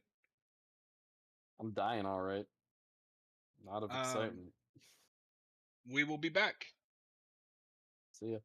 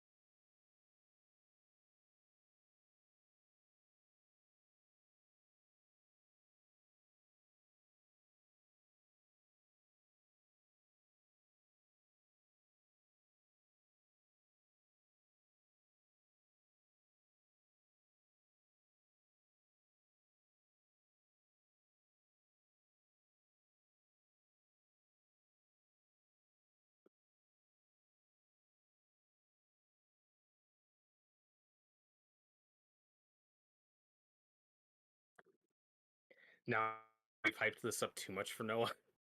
No, I'm scared. It's like, I mean, I know why you remember the ending. I wish the whole movie was that batshit crazy. Uh, Oh my god, it's a cat. no, that's Noah. Show No, the no. cat when we're live, you moron. She wants a treat. Hold on, I got a Go, treat. get on the air. We must capitalize on this. Oh, wait, bring it back. Damn it. Bring it back.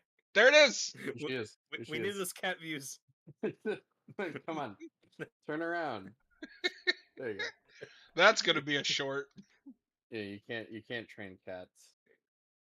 Yes, you can. People make No. a profession out of it. Is You that the can't one train that cats constantly how to tries to act. murder you? Yes, this is the very same. This is Minnie. Hi, Aww. Minnie. I'm trying to calm her down. She might be hyper tonight during the stream. This one, I assume there is not a bunch of transfers, so we shouldn't have the same issue. I don't even know if I'm this got a watching. Blu-ray. I'm watching whichever version's on YouTube. Same. Well, this is actually currently free on YouTube with ads. Somebody just Oh, it uploaded is. this to YouTube as well, and it's the proper runtime, so I'm assuming it's just the movie. Yep. Whatever. I'm not paying for this. What's the name of the channel? Uh, Uh, Zozo Z streams. Zozo streams with a Z at the end. okay. Apologies, Zozo streams, if we get this taken down. But see how this goes. Oh, Tyler said the remake did get a Blu-ray. Was it just like a cheap, like, well, this movie exists. Oh, But it's from the UK. those British bastards. Wow.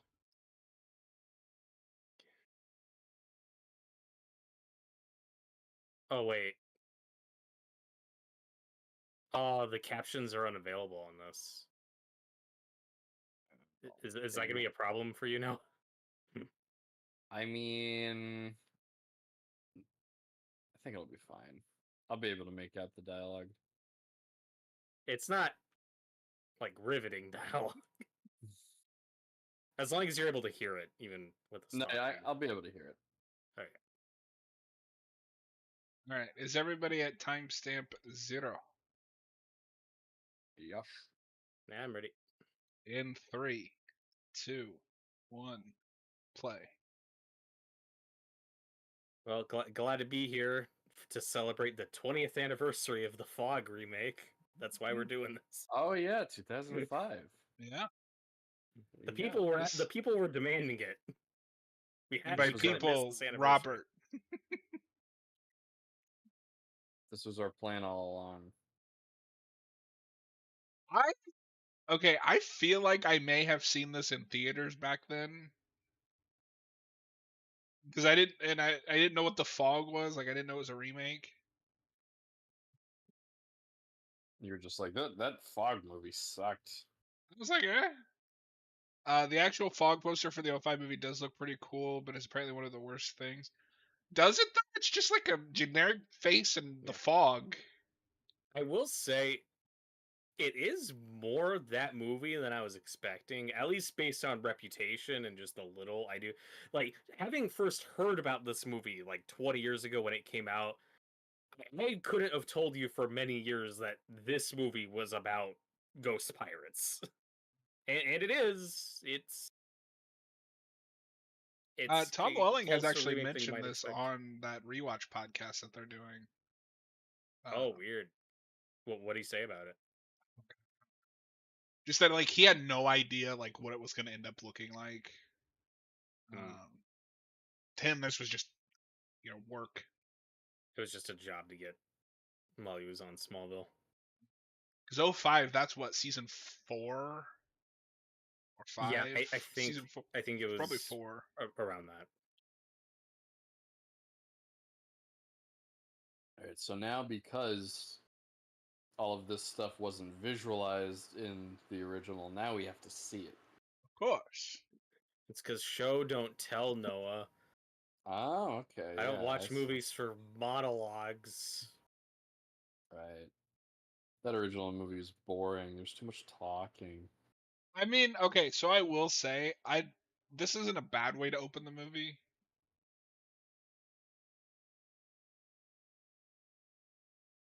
Yeah, I think it's fine. I have issues with how these flashbacks are handled. The movie is like kind of non-linear when it decides to be. We just keep sporadically cutting back to these flashbacks throughout the movie, but you don't get a lot of substantial information until like the last 20 minutes. It's really weirdly structured.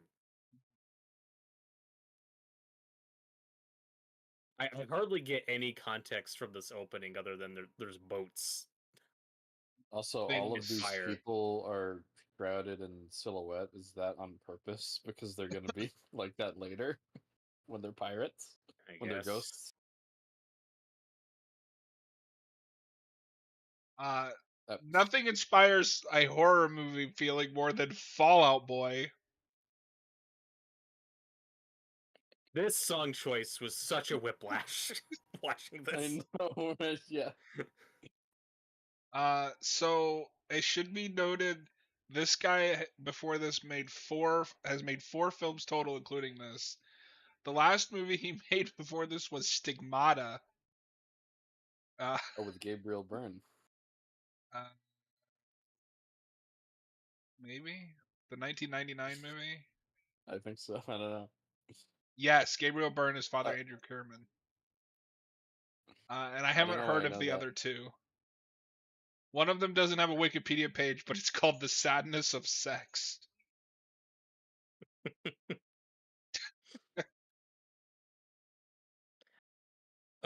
Tyler, that's a good point. The House of Wax remake is also Yeah. from 2005 and the 20th anniversary. And It's it on our is wheel. much better than this. I can believe that.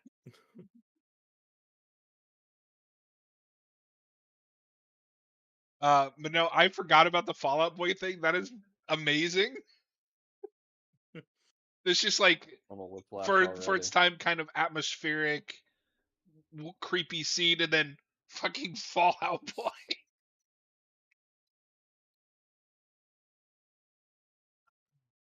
So the tragedy of this remake is, like I talked about in the previous commentary. Carpenter actually isn't super proud of The Fog. He doesn't consider it one of his best movies, and I don't know if it was his idea to remake it or if he just got attached when it was announced that they were doing this. But he was on board. He did start to produce this with Deborah Hill. They came back to work on this and thought he actually could improve on the original. And then Deborah Hill dies, and he just checks out. Like he just does not care. He loses all the passion he had for it, is my understanding.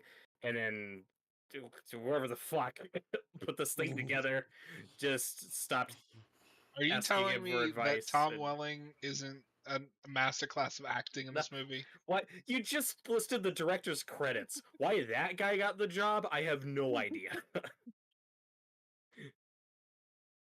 And this is a PG-13, right? This It isn't is a R. PG-13. There Okay. is a 3-minute longer unrated version, which I haven't watched. Maybe it fixes the movie. Maybe it's the Maybe. definitive version. Should we be watching that version? I know you're the champion of the unrated cuts, as we've I talked often about. am. Also, we should mention, because we've joked a lot about Tom Welling just because we're Smallville fans. But Maggie Grace and Selma Blair are also in this. Yep. The Selma Blair is kind of funny because like you go from Hellboy to this. Yeah. And okay, so obviously, like there are fishermen in the first movie. Like that is the setting. That's the town. 5 minutes into this movie, I'm just getting "I Know What You Did Last Summer" vibes. Yes. Like that's the tone and inspiration and take we're going with, and I okay. No, because horror is still in a weird place. Because one thing we should talk about is this is still early on in that remake boom. Yeah. We've only Yeah. really And had like the Saw just Texas came out. It's not really Chainsaw. informed by that. Yeah. Yeah, we've only just had like the Texas Chainsaw and Dawn of the Dead remakes.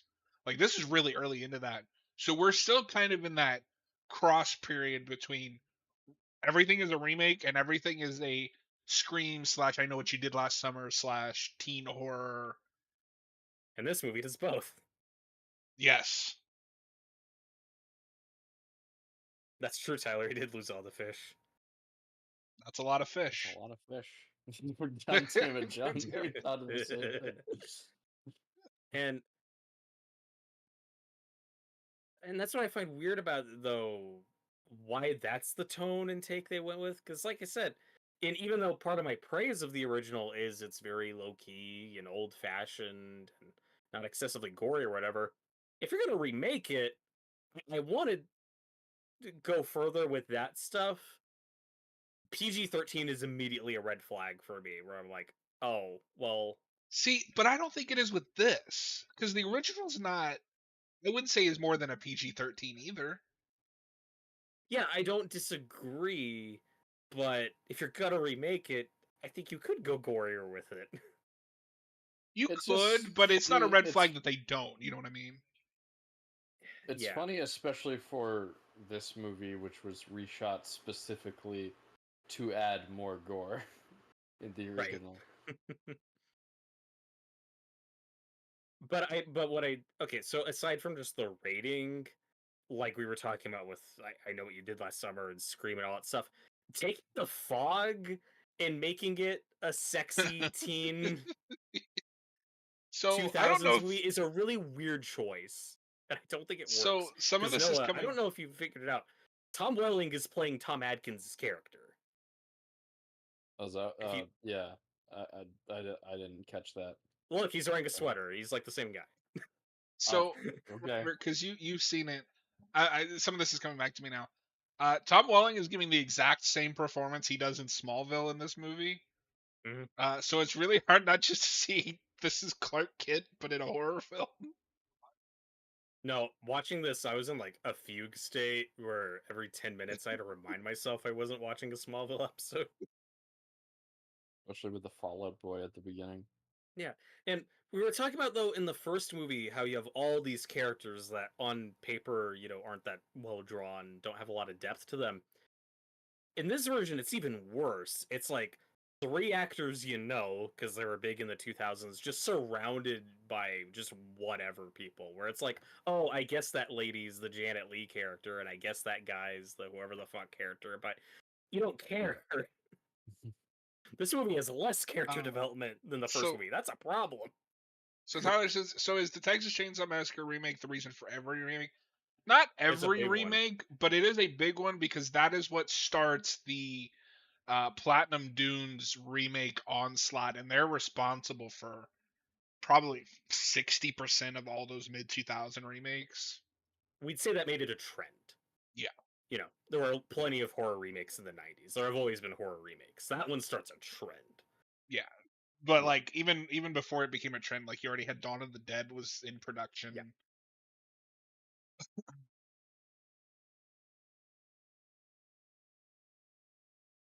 I can't tell if we're trying to reprise any themes from the original or they're just trying to hit a Yeah. similar vibe and failing. I don't hate the music, but it's very repetitive and obviously doesn't have the personality. And that's why a lot No. of remakes in this era get a bad rap.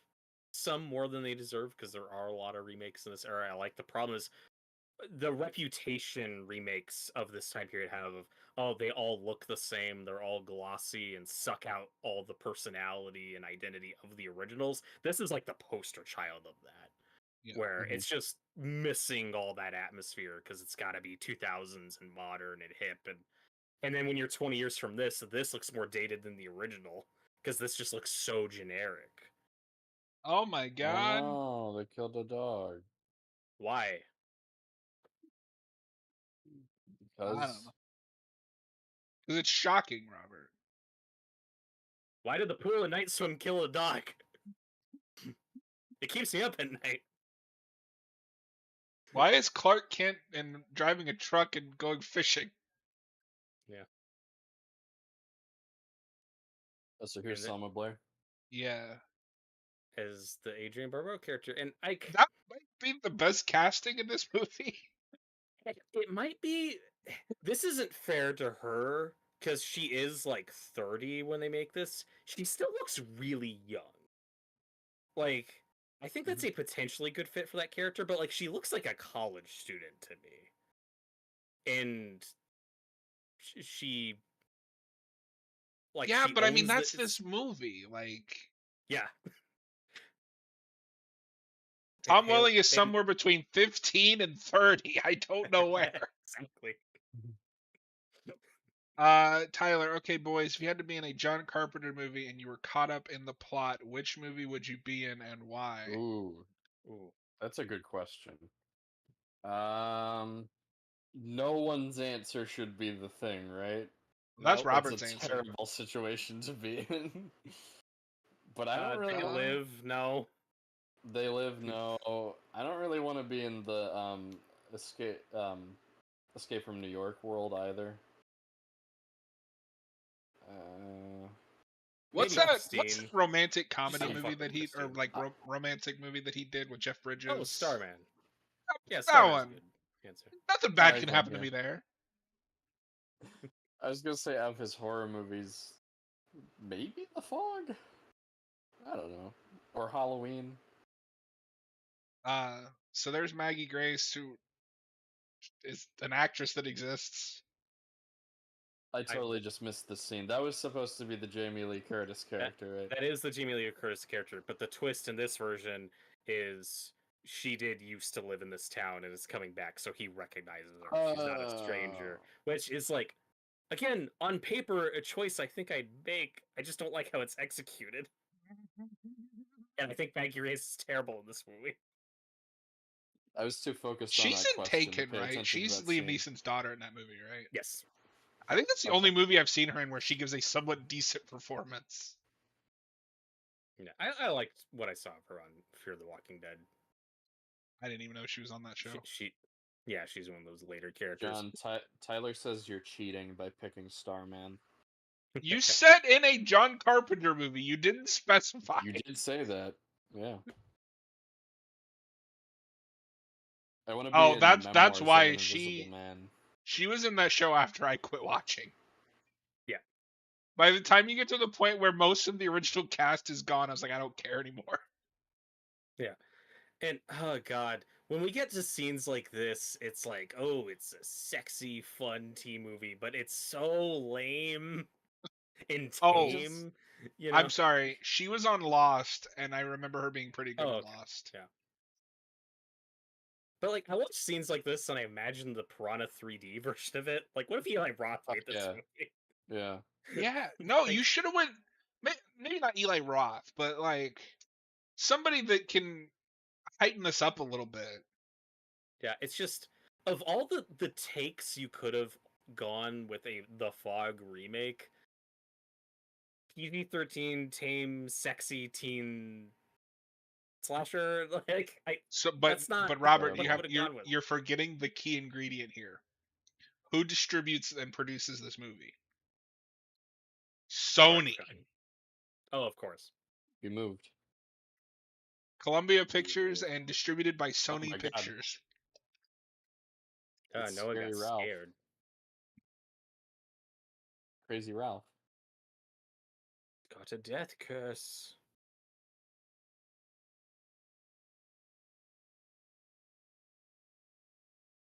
Can we get the Zack Snyder remake of The Fog? It's like 3 hours, and every time the pirates show up, it's in slow motion. Mm-hmm. Yeah, but if this was Dawn of the Dead, I mean, this was Dawn of the Dead, Zack Snyder. I think that remake could have been awesome. Yeah.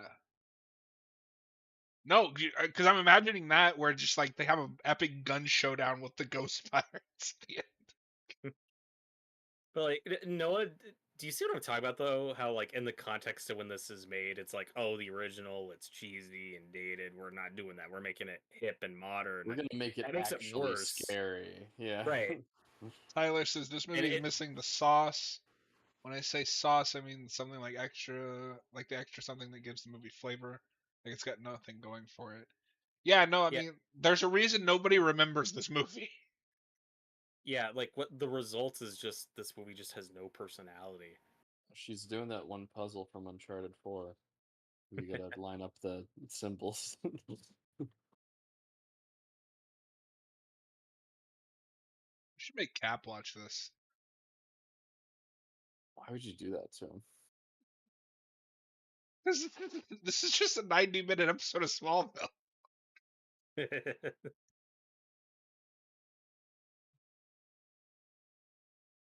Tyler, isn't it funny both 2005 horror movie remakes use camcorders? First of all, it's not camcorders.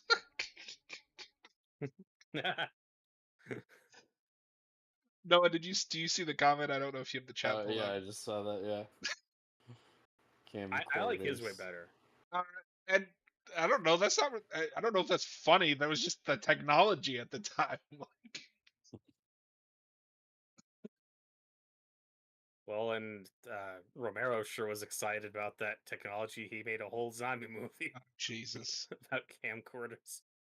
Red Letter Media has ruined those last two movies for me because every time I think of them, I just think of Mike's stupid George Romero impression. What's a tweet? A Watch it, zombie please. tweet. No, George, that's not how it. Okay. Have you ever No, heard the pitch for the last movie he was working on before he died? oh, I don't remember. It's zombies racing cars. Oh no, I wish we got that.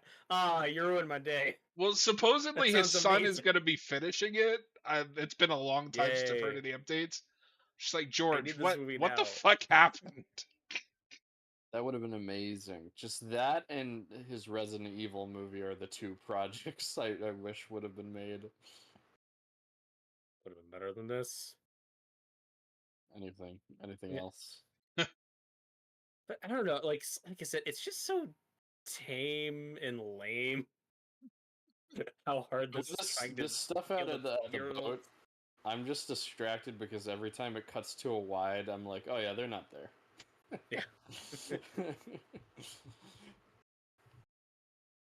So I'm not even thinking about like the PG-13 tame, like sexy stuff.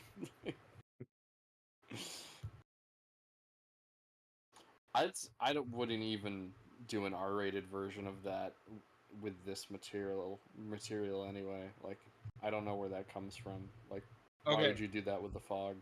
because I have nothing to say about this scene. So apparently he has two posthumous projects coming, or that are supposed to be finished by someone else. One is Road of the Dead, saying it's set in a sanctuary city where this fat cat runs a haven for rich folks, and one of the things that he does is stage drag races to entertain them with zombies. The other is going to be Twilight of the Dead, where like it sounds kind of like Day again, where like humans are almost extinct. Look at that CGI fog. Yeah, God, it's green. Robert, it's Silent Hill, but bad.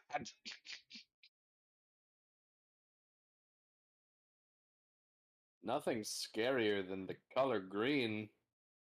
Uh, I want to make Austin watch this movie. He would hate you. I know that's why it'd be funny.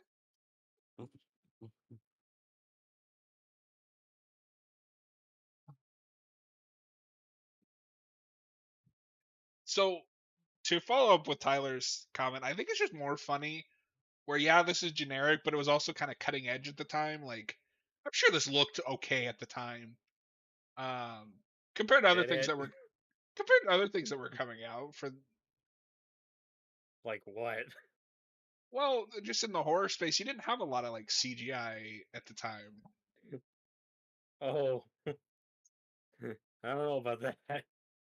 Already we're making too much of a deal of how scary the fog is supposed to be. Like we're Yeah. getting like POV shots of it like crawling into the ship with like that for like the over the top uh like scary music. Or okay, let me rephrase it. It's supposed to be like oh the top of the new thing like It's fresh. It's new. That's what these people think they're making. But then you watch it, especially now, and it's just like, oh, yeah. Yeah. Well, and also 20 minutes into this, I just the small town charm of the original is just completely gone. Like the ensemble of that movie feels so real and defined. Here, it's just No, this is the Tom Welling show. it's the Tom Welling show, and like, oh hey, here's the priest character. Holy Okay, shit, it's like Keanu Reeves. it's really weird how like every character from the first movie is in here, but I don't feel that sense of community. It's just I'm just watching actors and individual scenes. Like I don't believe or feel this town is lived in at all. No, I think they're trying to recapture that small town element. It just does not feel as authentic as it does in the original.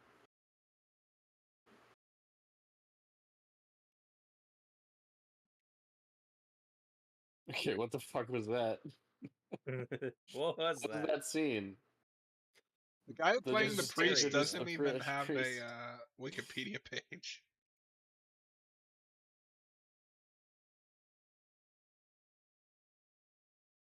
And like so I just think the casting is weird from the get go. Where again, I like how most of the characters in the original are older people. They just feel Oh my believable. god, the ship is Here, blowing up. Oh no, the tech's going haywire, man. like I just think it's weird to cast like the sexy young versions of those characters for this remake. I just think that's such a weird take. I'm Well, you conflicted because see, it's weird Robert. for when you're looking at it in terms of the material, but I understand why it's done just because of when it came out. So like, Yeah, it's weird, but it's not. You know. it's because Scream and I Know What You Did Last Summer came. Oh my god, it's the ship from Turbo, a Power Rangers movie. Oh my god, it's the Black Pearl.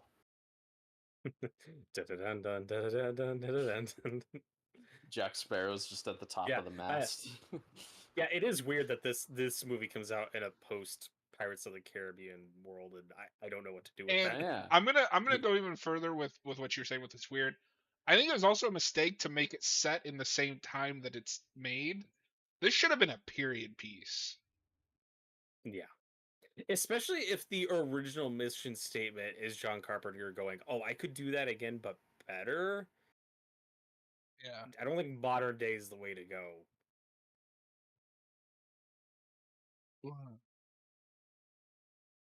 Oh god, I forgot about all these like fog POV. Yeah, I know. Uh, it's It's just like like, isn't the this Raimi shot, but bad. scary? In the original, it's just like this wide of the fog rolling in. Slowly overtaking Yeah. She's the just now discovered that you can draw things on the window when there's world. fog. She's never done this in her life. What is she She's doing drawing? What's she she's doing? she's doing a Tom Cruise in Mission Impossible Why 3 why where would he's she draw pointing out how to. scales? Like what? Oh, I think she's like, is she possessed or something? I don't fucking know. You watched it, I didn't. You guys You have to should know. explain to me what's going on. Tyler asks Robert, how did you watch this by yourself? This movie's a snooze fest. I'd only watch the movies like this if I've got someone with me. That funny you say that. I was messaging Austin on Discord the entire time I was watching this movie, just talking about the fog and John Carpenter. I needed something, man. Did you tell him? Oh, yeah, I'm watching the Fog remake, and he's like, why? Oh no. Oh my god, they're dead. Dummies. Okay. Dummies, Dummies. Dummies. dummies. Oh I'm look, gonna the jinx knife's it, but alive. I will be so happy if we get Dawn of the Dead next. Oh my god. Oh my god, are they really doing this? They're moving the the knife by itself. Are you... Yeah, because they're ghosts. Oh, This is this so is dumb. dumber than I remember. This sucks. No, it's like, what did I get myself into? They did that Although I am stop putting my screen. foot down, this is still better than the Nightmare on Elm Street remake. I don't know. That movie's pretty good. I don't know if you remember it. We should watch that again. Well, okay, because this movie for me falls into the it's just the first movie again, but bad. It's also so Yeah. much of it's just nothing. Yeah. I mean, Like okay, I don't. to be fair, it's hard for me to be angry about this because I don't really care that much about the original. Whereas with Nightmare, you're taking something that I love and just doing it very badly. Wrong. Because and John, I get where you're coming from. I get why you would find the original movie slow and not as engaging. But here, like it's not even that it's slower. It's just more nothing. I don't know how this has less character development Wait, than the first. Robert, you're telling me that whatever Maggie Grace is talking to this woman about isn't the most captivating thing you've ever seen in your life? Oh yeah, and like I think she's her daughter Yeah, because she just I don't know. said no. That That's she just something. said it's good to see you too, Mom. That's the big like No, painful that scene's over. reunion. Yeah. Is that supposed to be the Janet Leigh character? Yes, which is funny since they're played by Janet Leigh and Jamie Lee in the first Yeah, movie, but they're not related. but they're not related, and now they are, but Now they they're are not. because Reference. uh, it's a meta reference. I like Tyler's interpretation. She's drawing the scales because the town has been left unbalanced, and they need to make the debt even. I think you've put more thought into this Okay, than the now we're just screenwriters. smash cut to shower sex. PG-13 sexy shower sets. I find it distracting how much this movie is like for 12-year-olds, where it's trying to be so edgy and adult, but also not. I just you said that as this scene is playing.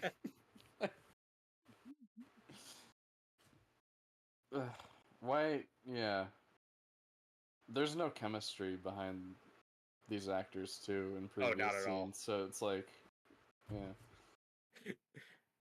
Tom Adkins and Jamie Lee Curtis had more chemistry. Like how? yeah. It was Yeah. father-daughter chemistry, but still. Oh God, no. Well, because like Robert and I have, I don't know if Robert agrees with me, but like I've seen Tom Welling have chemistry with someone. Like he has really Yeah, good chemistry with Erica Durance and Allison Mack. Not so much with Kristen Kruick, but that's a different problem. This is just they're both attractive, so they're attracted to each other.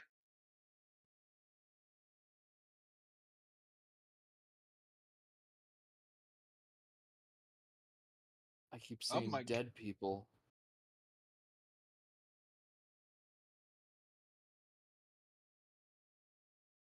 oh my God!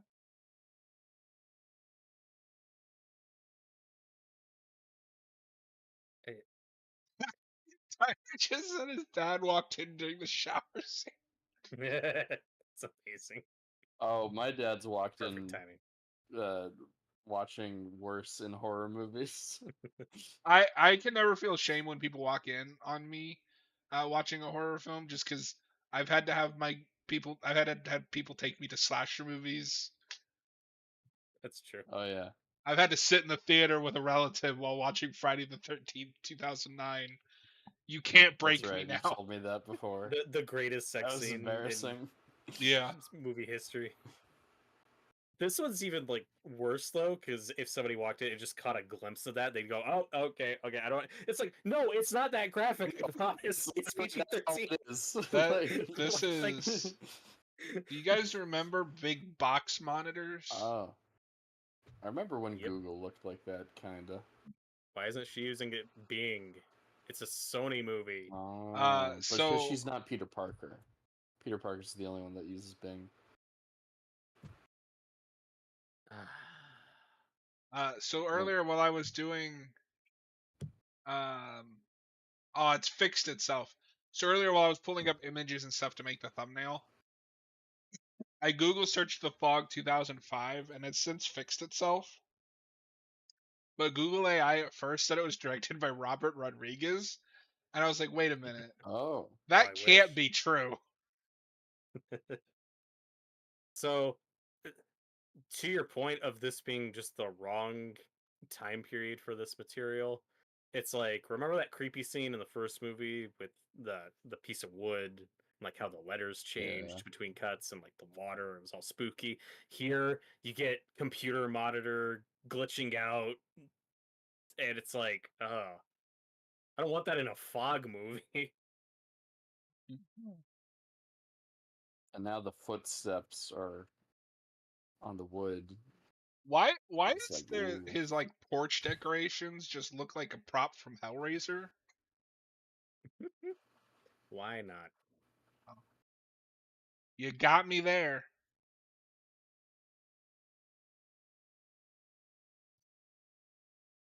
Ugh. Yeah, you don't have hook wood chimes No. or wind Yeah. chimes. But we talked over it, but we also had like that completely unnecessary panty shot of her because she's just walking around in her panties. Because why not? Again, it's like this movie's made for horny young teens, but it's also not a hard R. It's You it's know? funny because it's both inspired by Scream, but also is exactly what Scream was making fun of. Yes. Yep. Also, Robert, you're missing the point. That was an intentional reference to Texas Chainsaw Massacre. Oh. Okay. So you see, it's smart. So That's my favorite thing about Texas Chainsaw is every movie has to do the shot. yeah, the famous butt shot. We're gonna rank those at some point. John and I Yeah. have talked about it. Noah's is probably like part 3. I don't know. I I haven't haven't even seen seen part part three. 3. But it's like, so in this version, Tom Welling and Maggie Grace, like they have this history, and they somehow have less chemistry than Tom Atkins and Jamie Lee Curtis had in the first movie Well, when she's a as much stranger. I love Tom Welling like as Clark Kent, but he is a TV actor, and this was in the back in the day when there was a very clear divide between movie actor and TV actor, and this is why. Yeah, Oh, but we're still doing the kid finding an object on the beach, yeah. And but again, it's not the wood. Well, and it's funny that you say Selma Blair looks too young in this movie because this is right after Hellboy, yeah. where she's like a government agent. But like, I don't buy her as the mom of this kid. Like, I know she could be. I know she's old enough to be. But I'm just saying, on screen, it's weird. Why do we cast a kid older than the kid in the first movie? Like, do you buy these two as mother and son? Because I don't. I They look like mean, siblings. I don't not buy them. I don't Oh think no, I she could looks see it. that. I don't think she looks that young. I think she looks way too. Do you buy that she owns the lighthouse and has that job? I don't. It just does Well, not it just comes ring down true to to me. they're casting someone who vaguely looks younger than they actually are Yeah. because everyone has to be attractive in this movie. I mean, I buy her as a government agent in Hellboy. That's not a stretch from owning a lighthouse. Yeah. Yeah, but that's a wacky comic book universe. Yeah, and this is I a think she dumb looks way This too is horror young for this this movie. is a part. wacky fog universe. Tyler, did you guys see the Smallville cruise? No, because I can't afford it and I don't want to.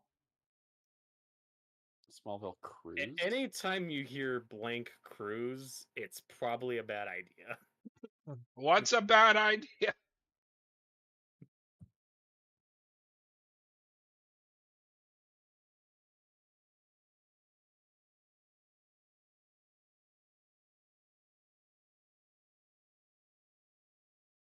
John, are you gonna get visited by the fog?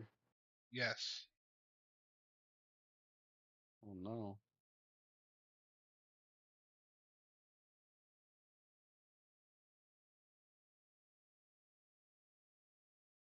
But Robert, would you agree with me that this is probably the most forgotten of these 2000s remakes? It's up there. That and The Hitcher, I feel like, are both just kind of forgotten. Yeah, and this was really panned when it came out. I mean, horror movies usually don't do well critically anyway, but this one was really panned. Well, and I guess It's fitting Amityville though, is, but because that's because they release like 600 of those movies a year.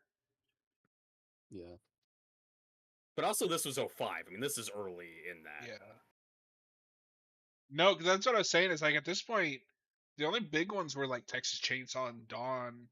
I think Amityville had come out at this point, but that I don't think that like set anything on fire, like any records on fire or anything. Mm-hmm. Because no, I I'm don't know if looking you've seen forward. that, but it's basically The Shining, but with Ryan Reynolds. oh, He's pretty good though in it, you've from what I sold me remember. on already. I liked it as a kid. I haven't seen it in 20 years, but Shining with Ryan Reynolds. no, that's Wow, like the only time I've ever seen him like play a serious role. interesting. Um, it's fitting though, because the original of this movie was one of the more forgotten Carpenter movies. So the remake is one of the more forgotten horror remakes. That's what is also So shocking about this being the first, as far as I can remember, first movie that gets remade from his filmography. I think Assault on Precinct 13 might have been the same year, but yeah, this is one of the early ones, and that's such a weird choice. And that, speaking of forgotten remakes, I keep forgetting Oh that one yeah, exists. and that one actually has like actors in it, like real actors. Uh, it's because no, really strange that this predates Halloween as a remake. I don't know if you know this, but that movie is led by Ethan Hawke and Lawrence Fishburne. Oh, Assault on Precinct 13. Yeah, I think I did know that. I gotta rewatch the original. I have seen that. I think we watched it in a watch party, and we I just did. don't I remember a lot also about need to it. rewatch it. But that's another movie where they just got a guy that hadn't really directed a Just lot. random director, yeah. That was his third movie, and the last movie he made before that was a French movie in the 90s.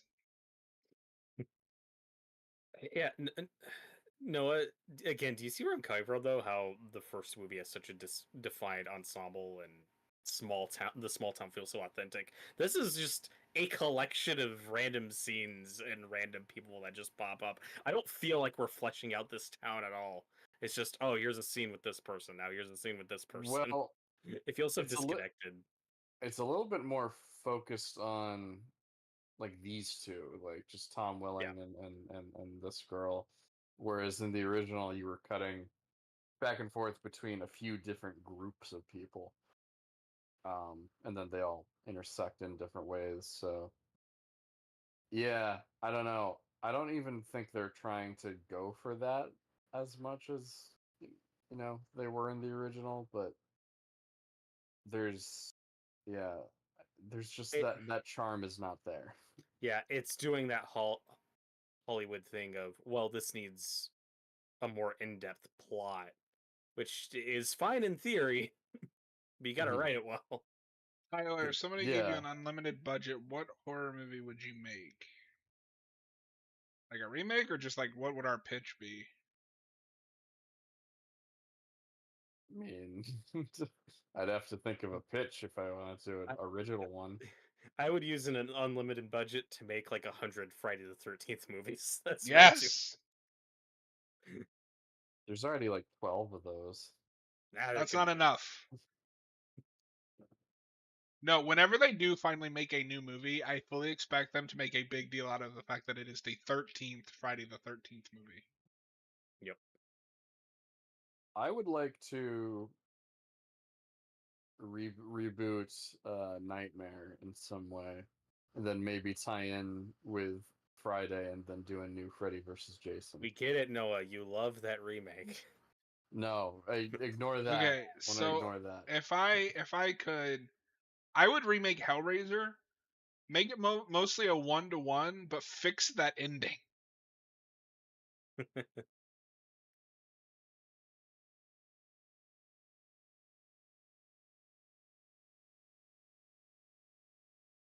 Remember this scene in the first movie? Oh, the body's gonna flop out. Robert, this is literally a Smallville episode where he's just gotten to the Crypto Freaks aftermath.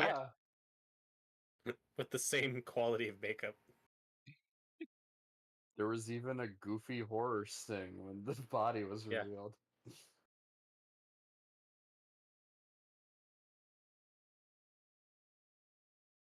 He's dead. Tyler wants to know what your idea for Friday the 13th is.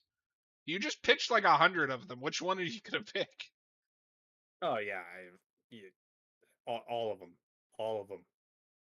Robert, if you can't But believe what I'd it, my start pitch with for Friday the 13th is a bunch of teenagers go to a camp, and then there's a in a guy witch. with a mask, and he kills them. But my twist on it, though, what I do want for the next Friday movie is I finally want that winter setting Friday movie, like we got with that fan film. That's like the first thing I want is the winter camp Friday the 13th. Well, that movie. was I one think of the would be a pitches lot for of fun to Jason have. X. Yep. Although theirs was stupid. It was like Jason in Antarctica or something. Like, what? If he fights a polar bear, that's fine. Yeah. I'd like to see them do more movies where we put Jason just in a different setting and see how he reacts to it and what things we can play off of it with that. Kind Weren't of you like just so part 8, but spooked by good. that frozen body?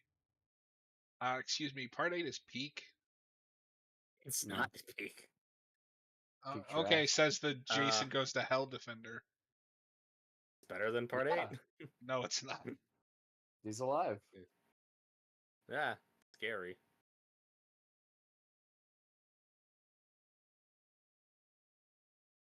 Yeah, Robert, no, that are you would be very my upset pitches. about Let's do. those very important characters that died at some point in this Nope. movie? Yeah, but yeah, like That Jason doesn't in even New look York. dead. He Let's just do looks that, but mildly better. uncomfortable.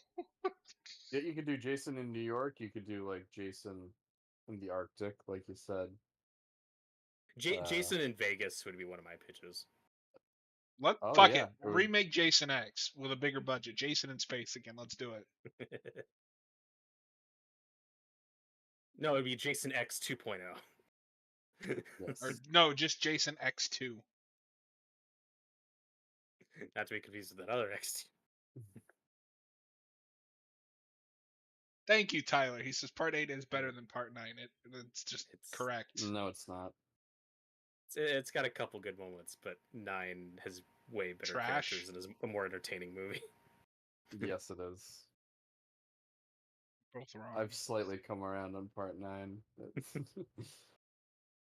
8 is the most boring Friday movie. That's I not like even a lot. true. That's It's not very even true. It's a very It's boring better movie. than it's also better than part 3. 8 has like 3 good 3's scenes. funnier. Yeah, exactly. 8 has a few good scenes. Which is more than part 3. Yeah, part 3 is Shelley. Yeah, but he's annoying. Oh my god, Shelley's dead. And yeah, her, the worst actress in the series. That's memorable. Yeah, but part 8 has the so- heroin kill. And We're so the busy box talking about and the the Friday the boxing kill. 13th franchise where we don't even know what's happening in this movie. They're looking at the bodies, Noah. Feel sad that these people have died. The But human life that has been lost. But what did Tom Welling just give Girl? I don't know. A thing. Oh my god. That is a much worse looking lighthouse. One of the originals was so much cooler. Yeah. No, I'm gonna say, like, I know that you think she looks too young. I think Selma Blair is like the best casting choice in this movie. I like Selma Blair a lot. I think this could work. I think it's just the way she's written and directed too. I think she's fine so far. I mean, keep in mind, Robert, when I say best, like, the bar is like down here. So far, she's my favorite character. She's the only one with any personality. That's not true. Clark Kent has plenty of personality. I mean, whatever his name is. Clark.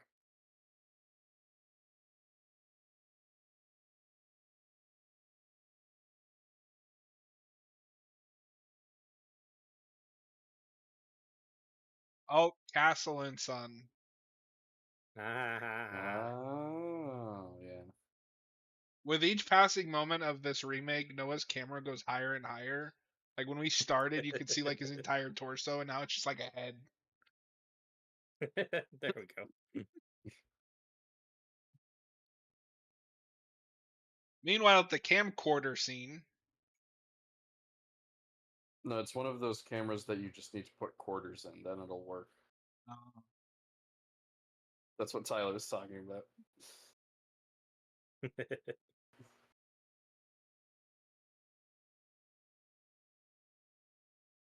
Like so, this movie has more plot, and it also feels like less is happening. I don't know how you do that.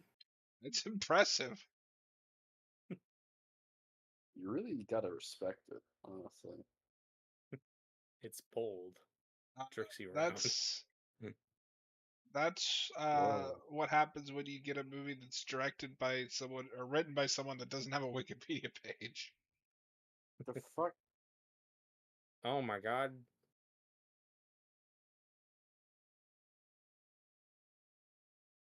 She fell into the dead marshes from Lord of the Rings. She dropped the camcorder. No. That was Okay, so this evidence, and she so destroyed it. this this movie's got a screenplay credit for a guy named Cooper Lane. He doesn't have a Wikipedia page, but he has an IMDb page.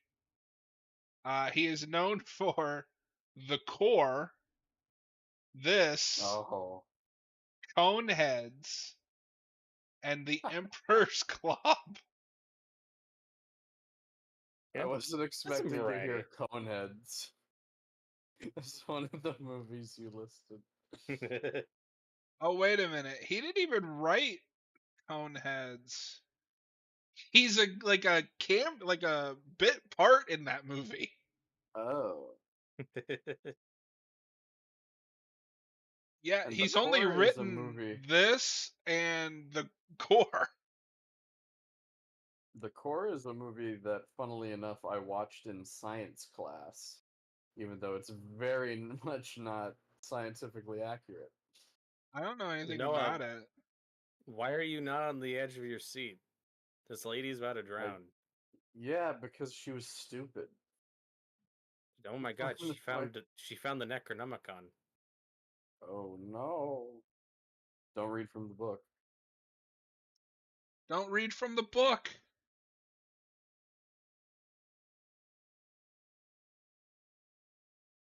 Yeah, well, like, the point of that scene was just for her to stupidly stumble onto this other plot device. Like, Yeah.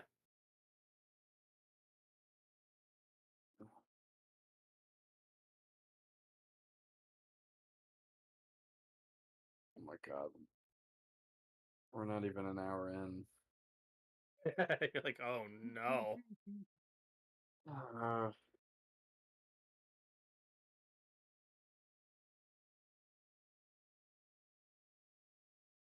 I just watched this movie, and it's like I'm watching it for the first time. I have forgotten No, all of Robert, this. this is your favorite movie. Oh, we got the digital effects again. Computer's freaking out. General Zod's trying to talk to her. My name is General Zod. You are not alone. Yeah, this is just a perfect encapsulation of how do we do the scene from the first movie, but 2000s and stupid. Yeah, we beat you over the head with "Isn't this supposed to be scary?" Mike Flanagan has seen this movie. I want his honest to God like review of this. Well, I'm just confused because I don't know why we had to do this again. Because wasn't that scene where the that girl's computer shorted out? That was basically that scene, but Well, but Noah, for this now It's movie. setup Selma and payoff. Blair knows what's happening. Ugh, but Fuck you. This movie's a masterpiece. Don't question it. oh, Jeopardy! I'd rather be Oh watching that. no, come back. This Selma Blair is a better character because she actually has a babysitter for her son. She did in the original. She did the first movie. Don't lie to me. It didn't happen. Just kidding. No, she's one of the ones She- that dies. I was just making a joke. But what was the joke? Oh, this didn't happen in the first one. Yeah, because this character is going to be much more memorable. Okay, yeah. Is she? I don't Oh, think she's bad so far. There's the CGI fog Oh again. dear God! What are you showing me here?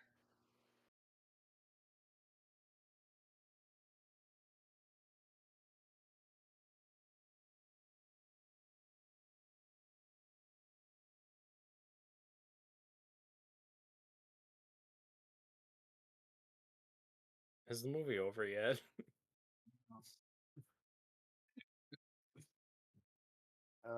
What do we have to do to entertain ourselves? See, every time we start having an entertaining conversation, Noah, you're just like, stop it.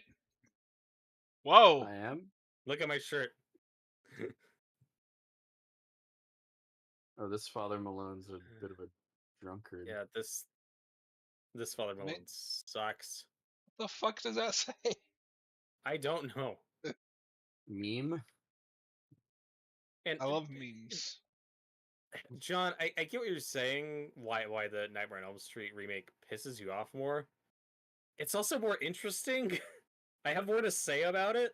Yeah, This is mostly just nothing. I don't know. At this point at the movie, I'm like, maybe I would rather watch the Nightmare on Elm Street remake, which is fucking impressive. Yeah, I have more to say about it at least. I'm telling you guys, it's a good movie. It's an underrated masterpiece. No one listens to me. Tyler, so boys, the last scene I saw was the shower scene. What's been happening? Things. It's just it's the first movie. We did the scene with Adrienne Barbeau's character and the fire extinguisher. Now we're talking to the priest about the book. It's yeah, Ugh. seen this.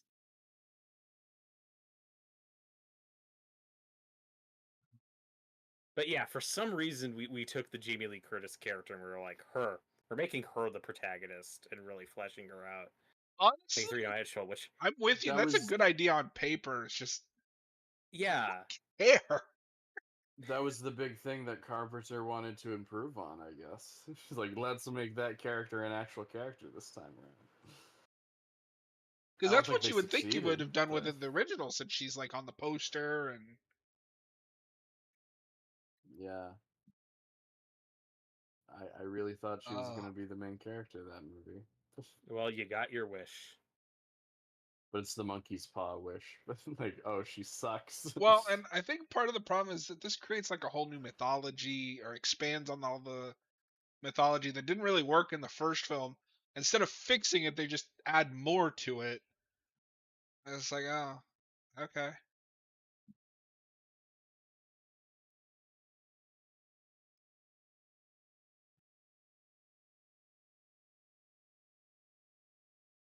Do something. Go something. It's so funny that this is shot around the same time as Smallville season 4, because here he looks like, a mid 20s, early 30s guy, whereas Smallville they're trying really hard to make him look like a high school senior. Yeah, here he actually gets to have facial hair. Yeah. He gets more facial hair than Tom Atkins in the original. That's true. That was their loving tribute to Tom Atkins.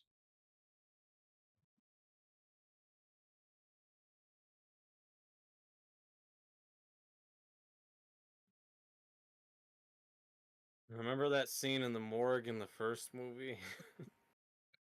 Remember when the guy got up and attacked Jimmy? So Noah, because I know you have no reference for us talking about Smallville. You're Around right, I don't. season 4, which is when this movie would have been made. This is what he looked like on Smallville, and it's just funny Okay. because like in this one they're trying really hard to make him seem older, and in that they're Yeah, trying really hard to make him seem to younger. make it. This is a kid. This is a high schooler, everybody. Hey, remember that really creepy scene in the first movie when this was like happening in the background and out of No, focus? Yeah, but this but time, anytime the zombie makes a noise, the soundtrack goes. the Well, soundtrack look at him goes. go. He can walk.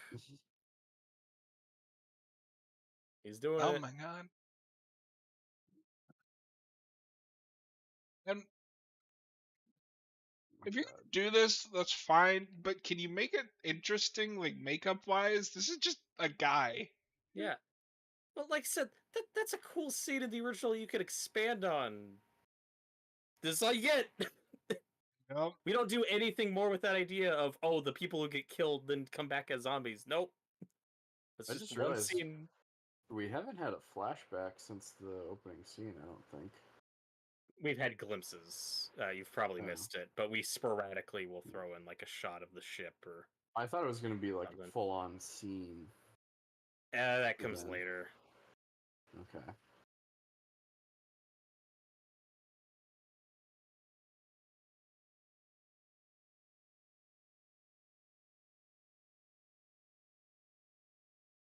Now, sometimes I do wonder if literally every horror movie ever made is somebody's favorite horror movie. I want to meet the person where this is their This is favorite their horror favorite horror movie. movie. They're out there. I believe I, they exist. I want to have a So, Stern talking to them. somebody saw this in the theater when they were 12 and had a life-changing experience with it. I'm just gonna sit down with them and be like, "Have you ever watched Nightmare 2010?" Because that one's my favorite.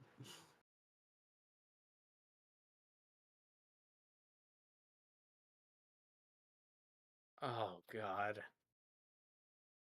I just noticed something, but I can't say what it is because it's a spoiler. Ah, I'm really scared. you should be.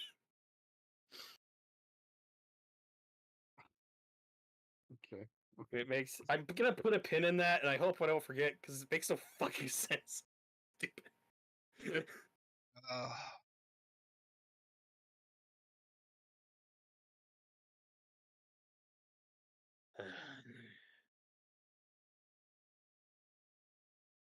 So we're getting into the moitas.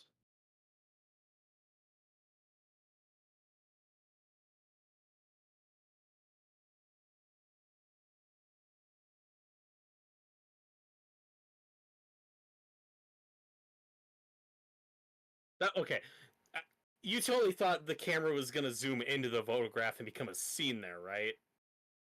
Like I that's. actually, I actually didn't. I was more amused that there was pictures lined up in the exact like order that they were talking in.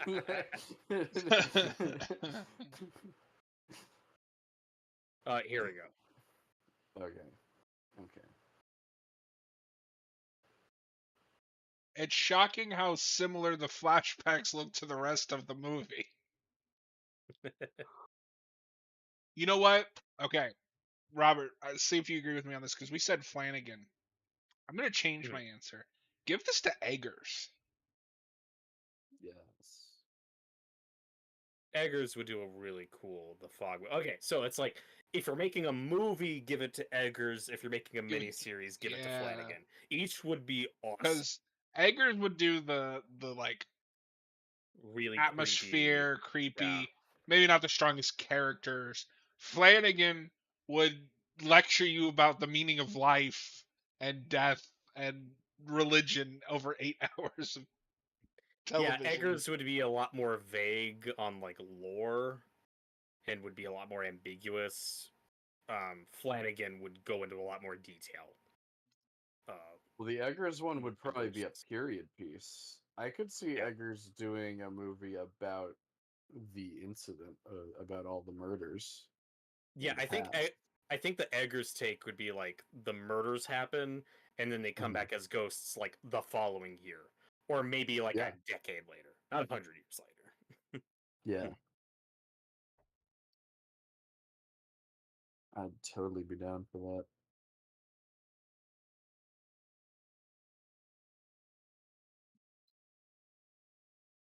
Why is the scene so blue? Blue and green, this movie's favorite colors. I don't think blue is a bad color for this movie. It's just the way they And do the it Looks like makes it purple's looks blue. yeah. cheap.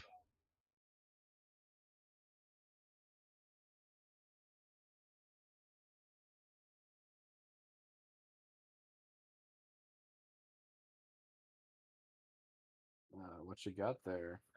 Just walk away, kid. You sure don't want to see me pull this rope all the way into the ocean. What? What are you showing me here? Come on. Well, Huh? John, you asked for slow mo earlier. You're getting your slow mo. This is the one scene Snyder directed. Oh my god.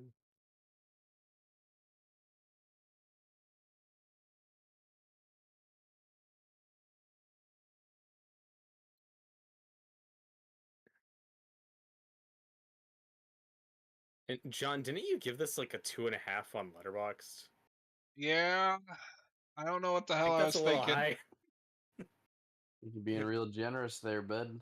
Are you following me on Letterbox, you stalker? No, Austin told me about it. Oh, But, again, not gonna spoil it for Noah, but Austin showed me your review while I was watching the movie, and I had no idea what the fuck you were talking about. I have no I was idea. very confused. What did I say anything? Oh yeah. Yeah, don't say, because your review is just talking about the ending. Oh yeah. Run, boy! He's getting chased by the Evil Dead camera.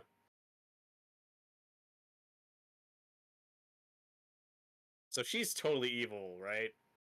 Why does she have that look on her face? To be That's fair, just a lady, Robbie. I She am looks 90 evil. I am It's 90% just a sure that I woman. watched this back to back with the Day of the Dead remake. So my standards were kind of in the floor. Oh no, the fog's going after that small town. Alright, so the fog's already covered all of the town. They're all just dead.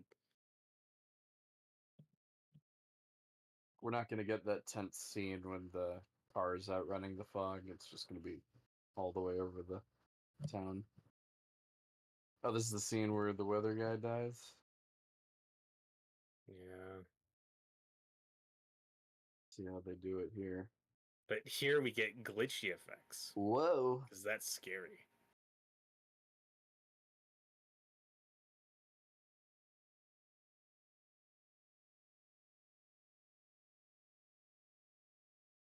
Why is it green? And it's funny too, because I feel like Flanagan would go with the green look, but it wouldn't look so cheap. Yeah, that's true. What was it we were watching where it's just like the entire episode was green? Was it Hill House? Yeah, there's a lot of green in House. But it seems like this sort of time where, again, I like Selma Blair a lot, but in scenes like this, again, it's just the way she's directed. It's just like, Dan. There's just no passion here. Nobody involved in this movie cared. Dan? Yeah, just compare this to the Adrienne Barbeau performance in the first one. Oh god, the fog just Screaming, she's disappeared. freaking out.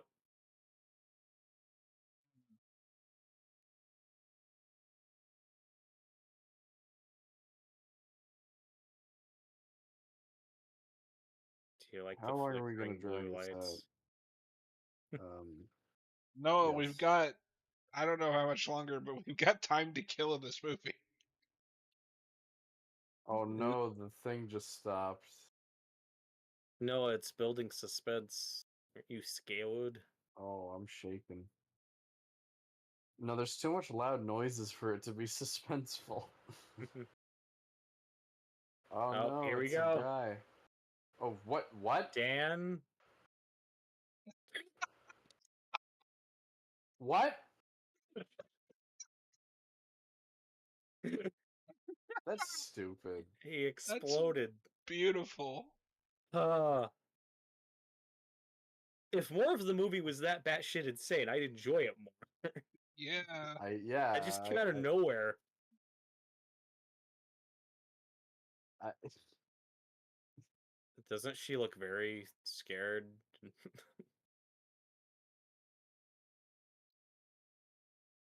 I just didn't expect him to catch on fire.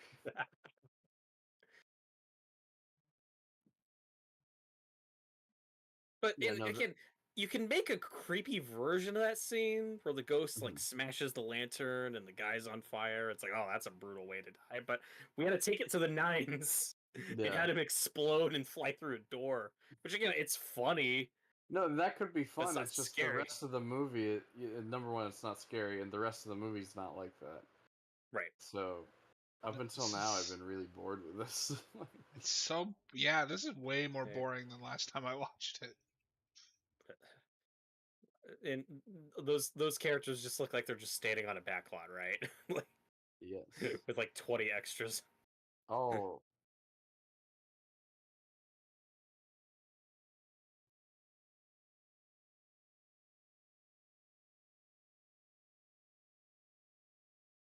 Like so much of this is like, yep, I remember the first movie. These do not play great back to back. what? But now the kid's like, he's like a creepy horror movie kid. He's like, it wants Yeah, us. because it's a scary movie, Noah. Oh yeah, The Sixth Sense came out. That's true. Oh right, our main characters. I've already forgotten about them. What are they doing?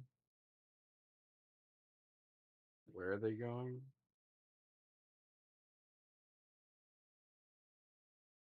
What is the shot?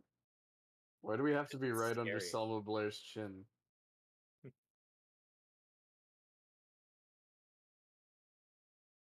Tom Welling's just like, oh damn, that sucks.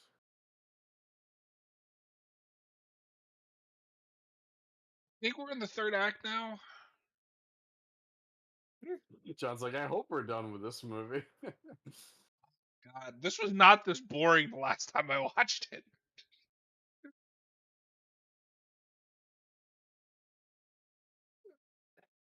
Yeah, and remember how I praised the original with Adrienne Barbeau's character being stuck in the lighthouse that whole time, and you're getting a lot of suspense there, and it's kind of cool how that's how she gets to guide the other characters in the movie. And here she just leaves. Yeah. She's got in her car. She's left.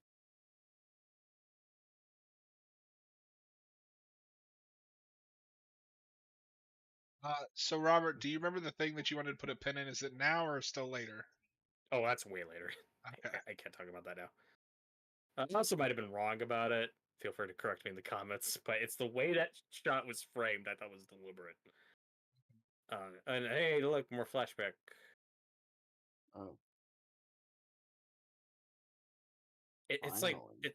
it's one of the worst examples of hey, remember that like creepy ghost story exposition prologue we got that set the tone for the last movie? Here we're just gonna stretch that out. Yeah.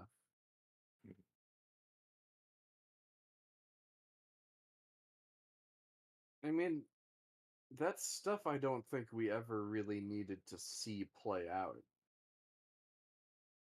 in the story. Yeah. I guess I'm And not then 100% against it. It depends on how you do it, but it's just but like, but I do don't it all know. in the opening, not this. Well, and I also think that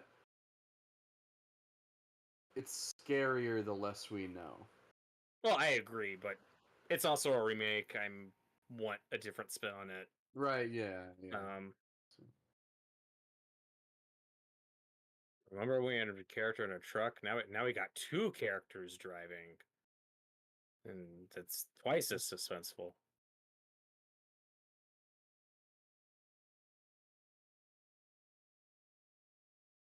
Okay,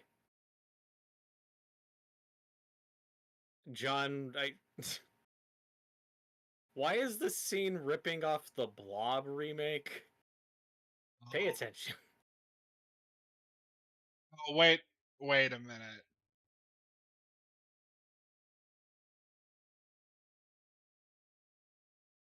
What? They're not going to. Why? And here's that cutting edge CGI. What? Yeah. Yeah. Does she I have the mean, black what? spot? Yeah, look. Is she cursed? What the fuck? You tell me. What? What did she just... she just becomes a skeleton? That's Man, beautiful. out of context, like that's kind of funny. I need more of the movie to be that. But as it is, Uh, it's like, why? Well, Robert, it's like the original. We gotta build to the scares. but I also need them All to right, that was very explain scary. what's happening. Like, What do you why think? is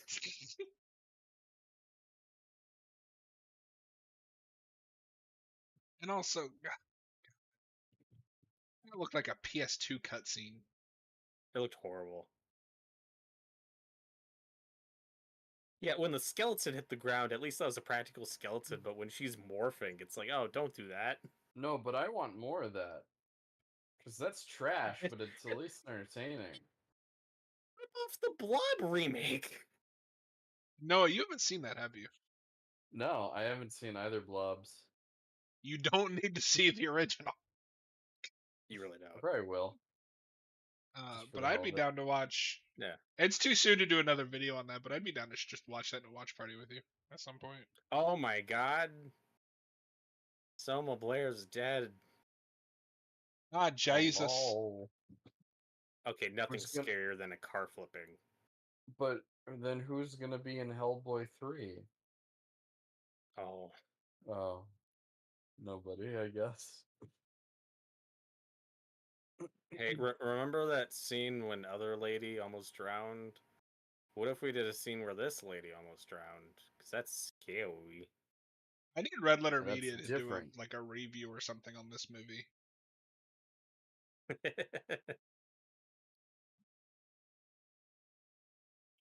don't think I've ever really talked about just like the onslaught of early 2000s remakes.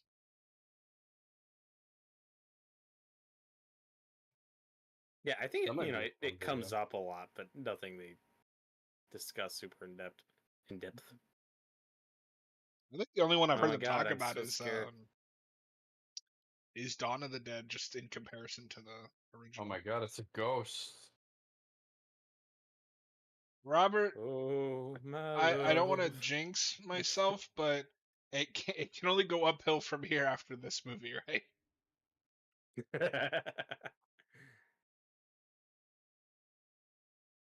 We haven't Ah, covered the Cabin Fever remake yet. yeah. That at least has the benefit of just being a shot for shot remake. So like it's not good, but it's not bad. It's just the same movie. I feel like that kid would be way more traumatized to see a charred skeleton of his babysitter on the floor. No.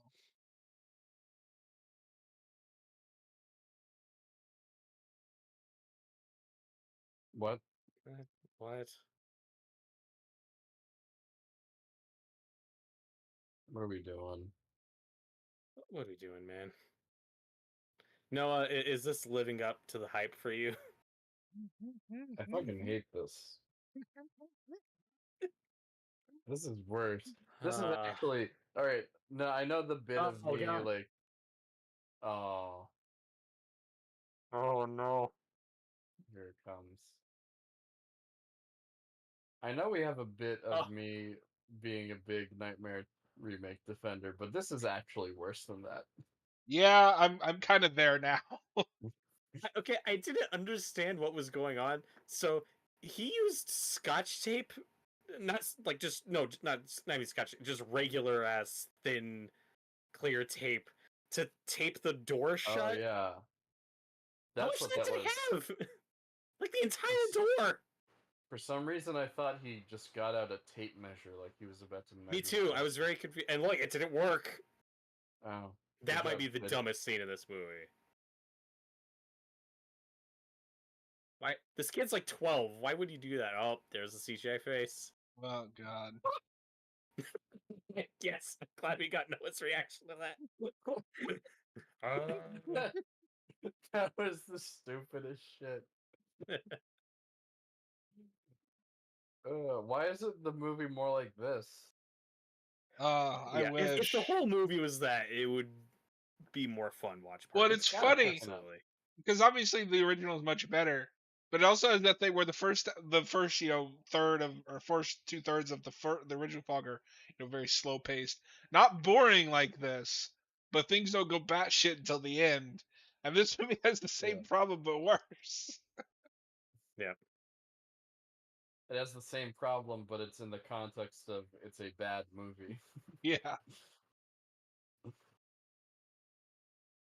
Oh, he just killed a ghost. Ghost blood got everywhere. The green ghost blood. The ectoplasm sprayed all over the truck.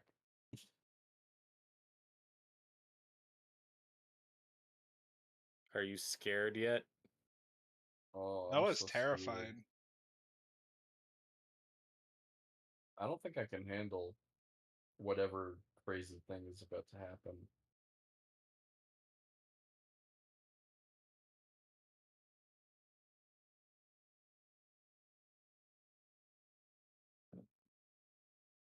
Yeah, they took the priest drinking in like 2 scenes and just made that his entire personality for this movie.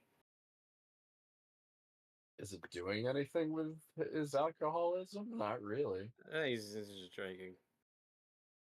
No, because you could do something Kind cool. of Oh, bitter. he's kind of fallen out of love with his religion. He's kind of bitter. He knows something. Or maybe he idolized his grandfather and now that's been shattered for him. Anything. He's just kind of a boring asshole. Oh my god, it's the ship from Scooby Doo 2. It's taking over Coolsville. The Titanic just arrived. Yeah, and I get that it's a small town, but it's just so empty and lifeless. Yeah. I always think No, I'm just it's looking at a just set. because in the original, the all the characters felt like real people, even if they weren't three-dimensional. Why? Like what? Why? What? Why? Why? I'm sorry. Never mind. I was making a point, but I'm done. Finish your point. No, yeah, Oh look, flashback. that was an authentic small town. This isn't. Now, what is amazing in this movie is Captain Blake here is the homeless guy who gave Batman his coat and Oh my Batman God, it Begins. is. What? Nice coat. I recognized his voice immediately. I was like, is that the fucking homeless guy?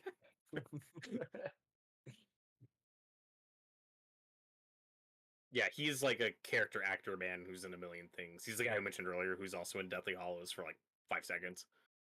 Oh, So okay. that's cool casting for Captain Blake. I wish these flashbacks were handled better.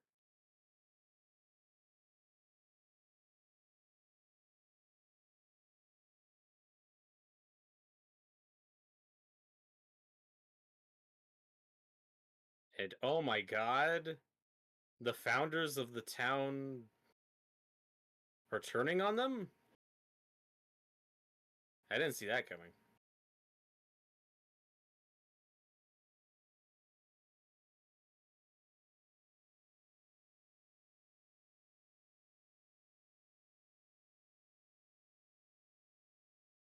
Why are there so many car crashes in this movie? Because you can't see in the fog.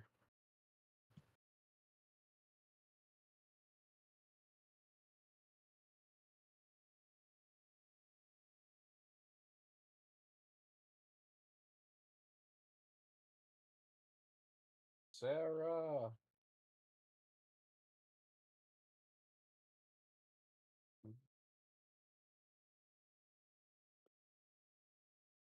And this is a movie where when characters show back up, I'm like, oh, I guess I've seen you before.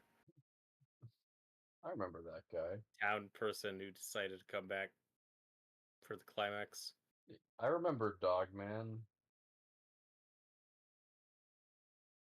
Dogman. Those dogs are all he got. That's like his whole character. And spooky pirates.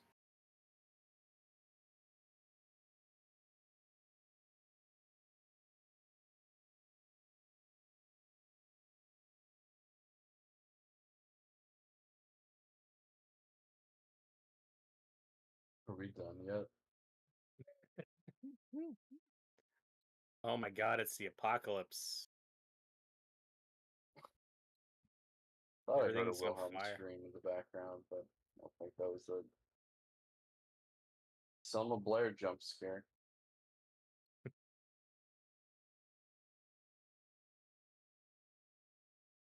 So in this version, she is with the other main characters in the climax. Yep.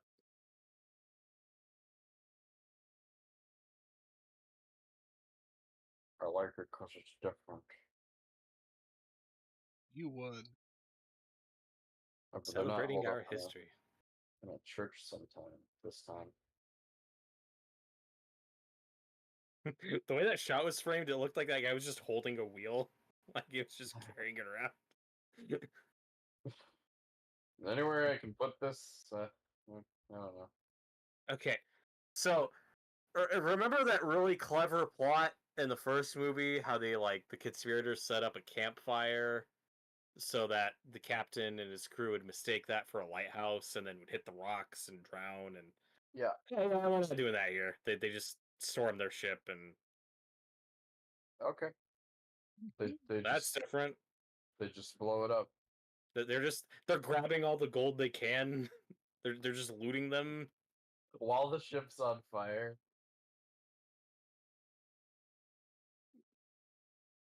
Yeah, so they shot some of them and just locked the rest down while they set the ship on fire. They set the ship on fire while they're stealing their gold. This seems like a really stupid plan.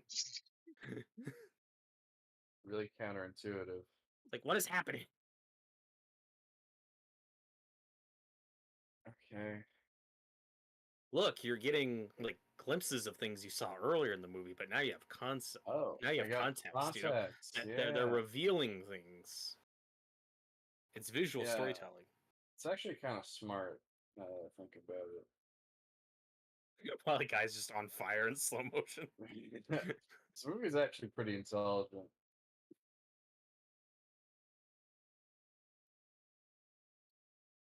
Alright, We get it. come on.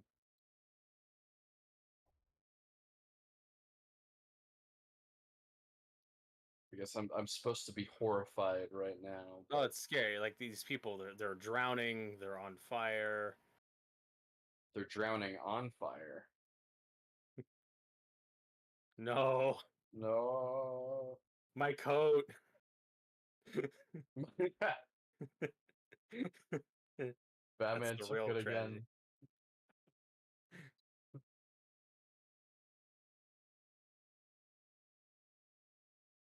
I mean, it's nice when they use a real fog machine every once in a while. Yeah. It's almost like that looks better than the CGI stuff. Oh, what? Practical effects look better than CGI? No.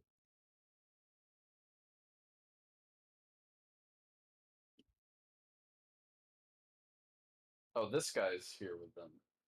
Yeah, Favorite character. Mary guy. Oh, and let's not forget about Spooner. Yeah, the characters in this movie have less depth than the original versions, and we have more characters on top of that. All you have is just more people I don't care about in the sequence.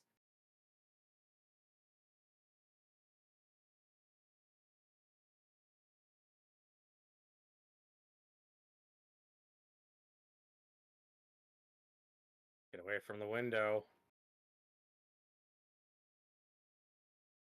What are you, stupid?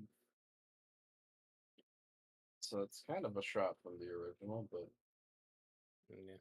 they're not as zombified, so it's not as cool.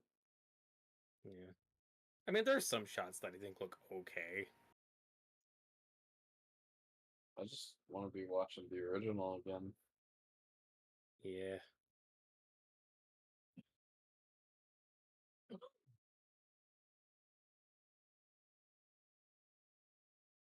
So here we get the reveal of, oh, all of these characters are descendants of the conspirators. We make that more literal in this version. Okay. Okay. Do we do anything with it? No. Nope. Because it's kind of too late to. Yeah, it's just, oh, The by the way, all these climax. characters are descendants of the killers. Like, okay. Are they gonna drop last minute that there's some gold that they can give to the pirates, just like in the original? Yeah, they don't do that.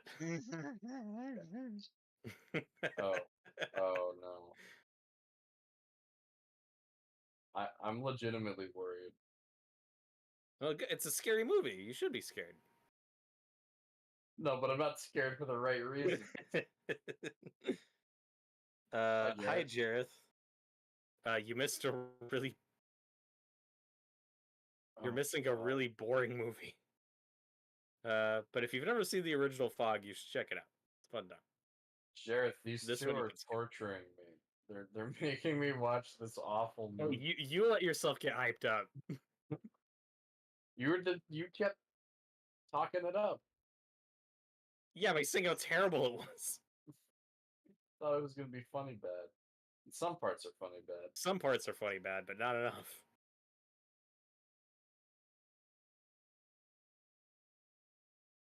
And again, it's weird comparing these. There's nothing I'd call funny bad in the Nightmare remake. I just have more to say about it. The remake, the Nightmare remake, also at least shoots for It something. tries things, yeah. It forgets This about them is in 30 trying seconds, something. but Okay, watch the shards of glass. This is like one of the most. This is maybe the most bloodless scene I have ever seen in a horror movie. Like, what is happening? It's, is the ghost making the glass circle or Yes. oh, but Did you like the part when all those pieces of glass went through them and I just had no blood on them? yeah, there's. But you had those sound effects, so it sounded like yeah, Oh, okay. it sounds more gory than it actually is. If we weren't talking over it, it would play fine. Okay. Yeah, So yeah, he's dead now. Remember that scary, sad scene at the end of the first movie? I wish I cared more for this priest, but whatever. Oh no, and the mayor got thrown. There, I watched this movie yesterday. There is more slow mo than I remembered. It's kicking off more here. Oh no. Jareth said, "I've actually seen the remake and not the original version. My family rented it at a video What store is when it first happening? released." I'm sorry, Sorry, Jareth. And if you he's remember this getting fondly, check out the original. he's getting pushed by Yeah, the ghost is walking at him. yeah, they're using the Force, Noah. You idiot. I just it's not scary. Oh, look, everything's on fire. How is that not scary? Because I'm not scared. It's too big. Oh, so it. Remember in the first one how I said, oh, you could have had a character as more of like the bad guy who gets that cathartic kill for the audience. That's I supposed to guess be this this is guy. that. But like Yes. I wasn't made to hate this guy. I don't know who he is. Yeah, it's I don't know who he is or what he wants. he's evil mayor descendant of But how is yeah he evil? We've been talking over it to be fair. yeah. But Well, he's like vaguely annoying mayor from Jaws ish, but he's two scenes. okay, now they're looking more zombie like. Yeah. yeah, but the problem is they're also covered in shitty CGI. Oh. Yeah, they kind of look like the ghosts from Return of the King. That's the quote we take out of context. Noah raves about the Fog remake. Says the ghost, Oh. just like the ghosts in Return of the King.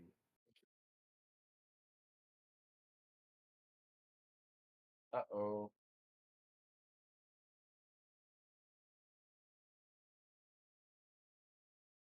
Yeah, but like we dropped the whole six must die motif, which is potentially fine, but it's like this Tyler, is guy there didn't much actually do difference anything. between the remake and the original? I've had it on the background, but doing jobs. You will just have to watch it and find out.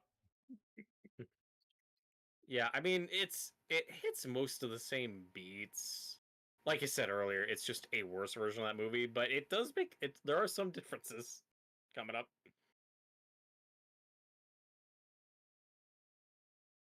Okay, Noah, pay attention. That's it. It's all gonna come together. It's all gonna It's make all sense. connected. This is what the movie was building toward. Okay.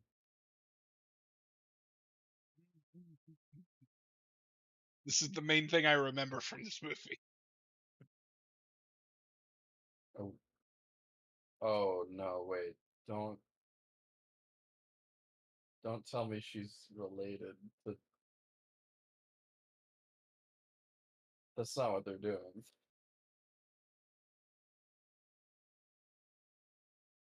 Wait, what the wait, what? Is she a descendant or is she a reincarnate? Oh, she was a ghost the whole time. Yes, She What? is a reincarnation of that guy's wife, and and now then she's they a kiss, ghost. and now she's a Yeah, ghost. The movie it's has set nothing up about yeah, reincarnation. oh yeah. This is why you pay attention to movies, Noah. This is what it was all building to. You Was fuck. there was a line about reincarnation earlier? Oh, debatably, we have to rewatch the movie to see. So, Robert, do you now want to bring up the thing that you had put a pin in for later? I can't yet. We're Oh, not there yet. jeez. Okay. But now she's a ghost, and now all the ghosts are gone, and she's with her true love ghost. This was a love story the whole time, Noah. Wasn't it obvious? So, okay. One thing I will say, it's not good, but they do have those lines where she's like having nightmares about things that she never experienced. Yeah, all those flashbacks we were getting are supposed to be like visions she's having. And that's all you Oh, get. but that it wasn't presented like that. It was presented like flashbacks for the audience. Well, fuck you. Fuck the audience. Oh god, this movie. Like we just threw our hands up at the end and we're like, I don't know. No, and that is an Uh, idea that I like. It's just it needs to be in a better movie. but like no, it's like, is she a descendant or a reincarnation or both? But now she's a I thought ghost now? Like what's happening? I thought it was building to she was one of the descendants of the pirates, which But I think also she's might have been both. stupid. Uh, So that man was kissing his great great granddaughter. but that's also the ghost of his wife. What? But no, it was clever because all those scenes we saw with his wife on the boat, we never got a good look on her face until now. Because remember The Shining? She was always here. She was always part of the ship. That's it. That's all it is. Just remember The Shining. This sucks. Is that the end? Is this the final shot? Thank So, God. oh god, I may have been incorrect because we get a better look at the photos later. Because they start talking about them in that scene, but when Tom Welling and her were having that conversation and we saw the photos on the wall, one Yeah. of the photos had like a lamp perfectly blocking it so the audience couldn't see it. So Oh, so thought it was I think what blocking they her were face. going for, it's like, oh, see, but the characters in that scene should be able to see the photo. It's entirely for the audience. Uh, that could be incorrect. That's just my current interpretation. But this movie's stupid enough for me It's to like believe it. Tom Welling never stopped to look at that photo and go, wait, that looks a lot like you. But the ending of that movie is just The Shining. It's like, Oh, why not? Oh, okay. spooky. Whew. So, Robert, you've persuaded me. That is the worst remake that we've watched. Yay! That's at I the win. bottom. Oh, Although should I I do can't a give it. list? I mean, yeah, I would start a ranking. You're gonna be behind us, but Tyler asked, so if they're dropping the six people must die thing, what are the ghosts' motivations? Like, well, it's just they're one just of them was really going after. horny.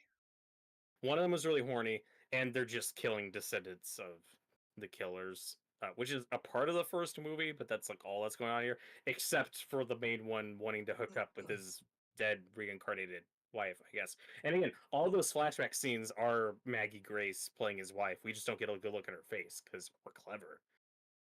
So It's I a can't twist you couldn't actually give it possibly a see lower coming. rating than Nightmare, but I'm giving them both half a star. Uh, so that is our 11th remake, and Oh, I am putting it at woo, number 11. yay! And also, like, you'd think as a watch party this would play better, but it really didn't. I had the worst viewing No, watching yeah. it with you guys than I did when I watched it alone 4 years ago. No, You However because all long. dropped it throughout 2 stars. Yeah. Because all throughout the first movie, you guys were like, "Oh, the remake. Oh, it's so bad." And I was like, "Oh, this is gonna be funny," and it wasn't that funny. But no, The ending's you funny. gotta admit the ending is really funny. The ending is funny, and there's some funny moments right before Okay. that. But overall, it's really boring. So Robert, are you also like that is last place? Yeah, I think so. The nightmare one pisses me off more, but it's at least more interesting. Yeah, I'm more passionate about it watching it. Yeah. It's a Oh, more affecting experience to watch. Noah, you've only done 2 remakes with us, right? Because you or 3. I think this was the third. I was there for Nightmare, My Bloody Valentine, and Night of the Living Dead. Oh, Okay. so this would be the fourth. So what is your Oh, ranking and so far? wait, did you say Manhunter and Red Dragon? Oh no, this He would be the didn't. fifth. Yeah. Okay. Oh yeah, were you were did you stay for Red Dragon? Oh no, I Or didn't say no, for Red you just Dragon. did Manhunter. Okay, so Yeah. you did the first part of that. So you did half Yeah. of one. You have to actually watch the remake, Noah. So if I could quickly rank those, I think maybe at the top would be Nightmare, or no, not. I knew I'm it. not trying to. I'm it's not trying to do the bit. I've it's been. just programmed into you at this point. Yeah. No, at the top is Night of the Living Dead, and That's a good one. then my Bloody Valentine, Oh, okay. then Nightmare, then this. Okay. I'm not gonna read all mine off because there's 11 of them. You guys, if you've been watching this series, you know exactly about where our lists are. I will put it in our group chat if you guys want to look at the list that I've been keeping. Um, Now it's time for everybody's favorite part of this show. We're gonna spin the wheel to see what we're doing next. No, we actually have an audience for this.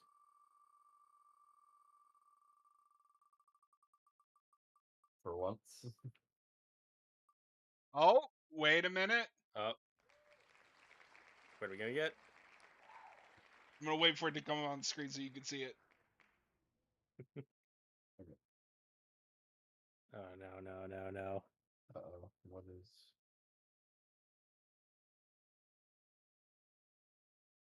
No.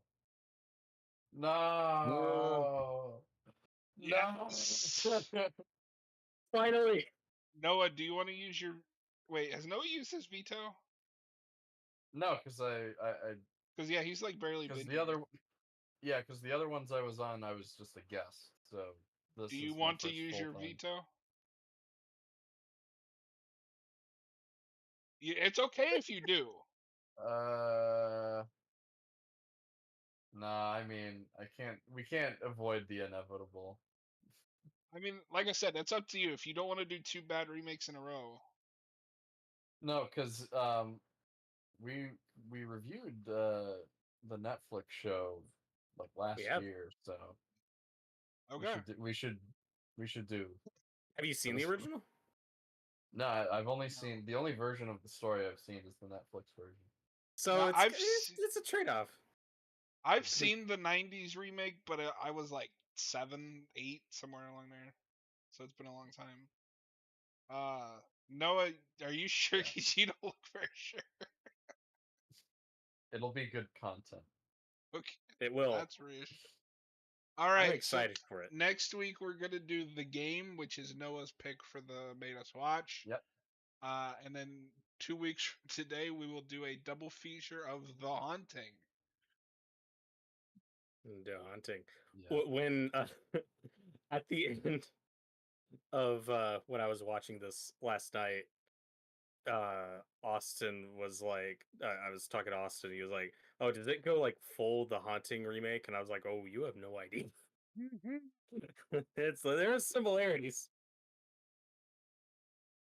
Yeah. Well, that has been our double feature of I almost said The Haunting. Um, Don't get ahead of yourself. The Fog and the shitty remake.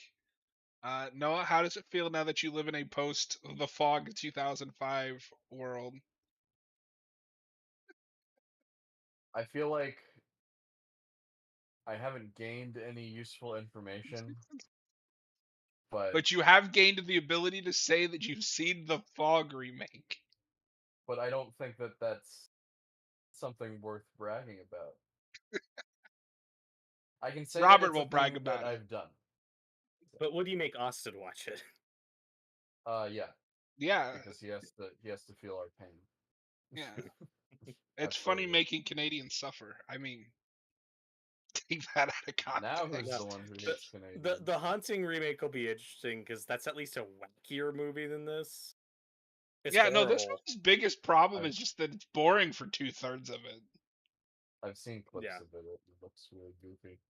it is really And goofy. also, I've watched a few of like Jan de Bont's movies recently, so it'll be good to cross that one off Yeah. too. It's So just what a downhill spiral of a career that is. yeah, What I else has he watched made? Twister Oh, for the first oh, time is that before who that Twister's came is? out. Hmm? Yeah, yeah, Oh, same okay. director. Yep. And See, then John, you showed me Speed recently. oh And he does Speed yeah. 2. No, so yeah, he made Speed and Twister, which are like I think really good, and then it's all fucking downhill.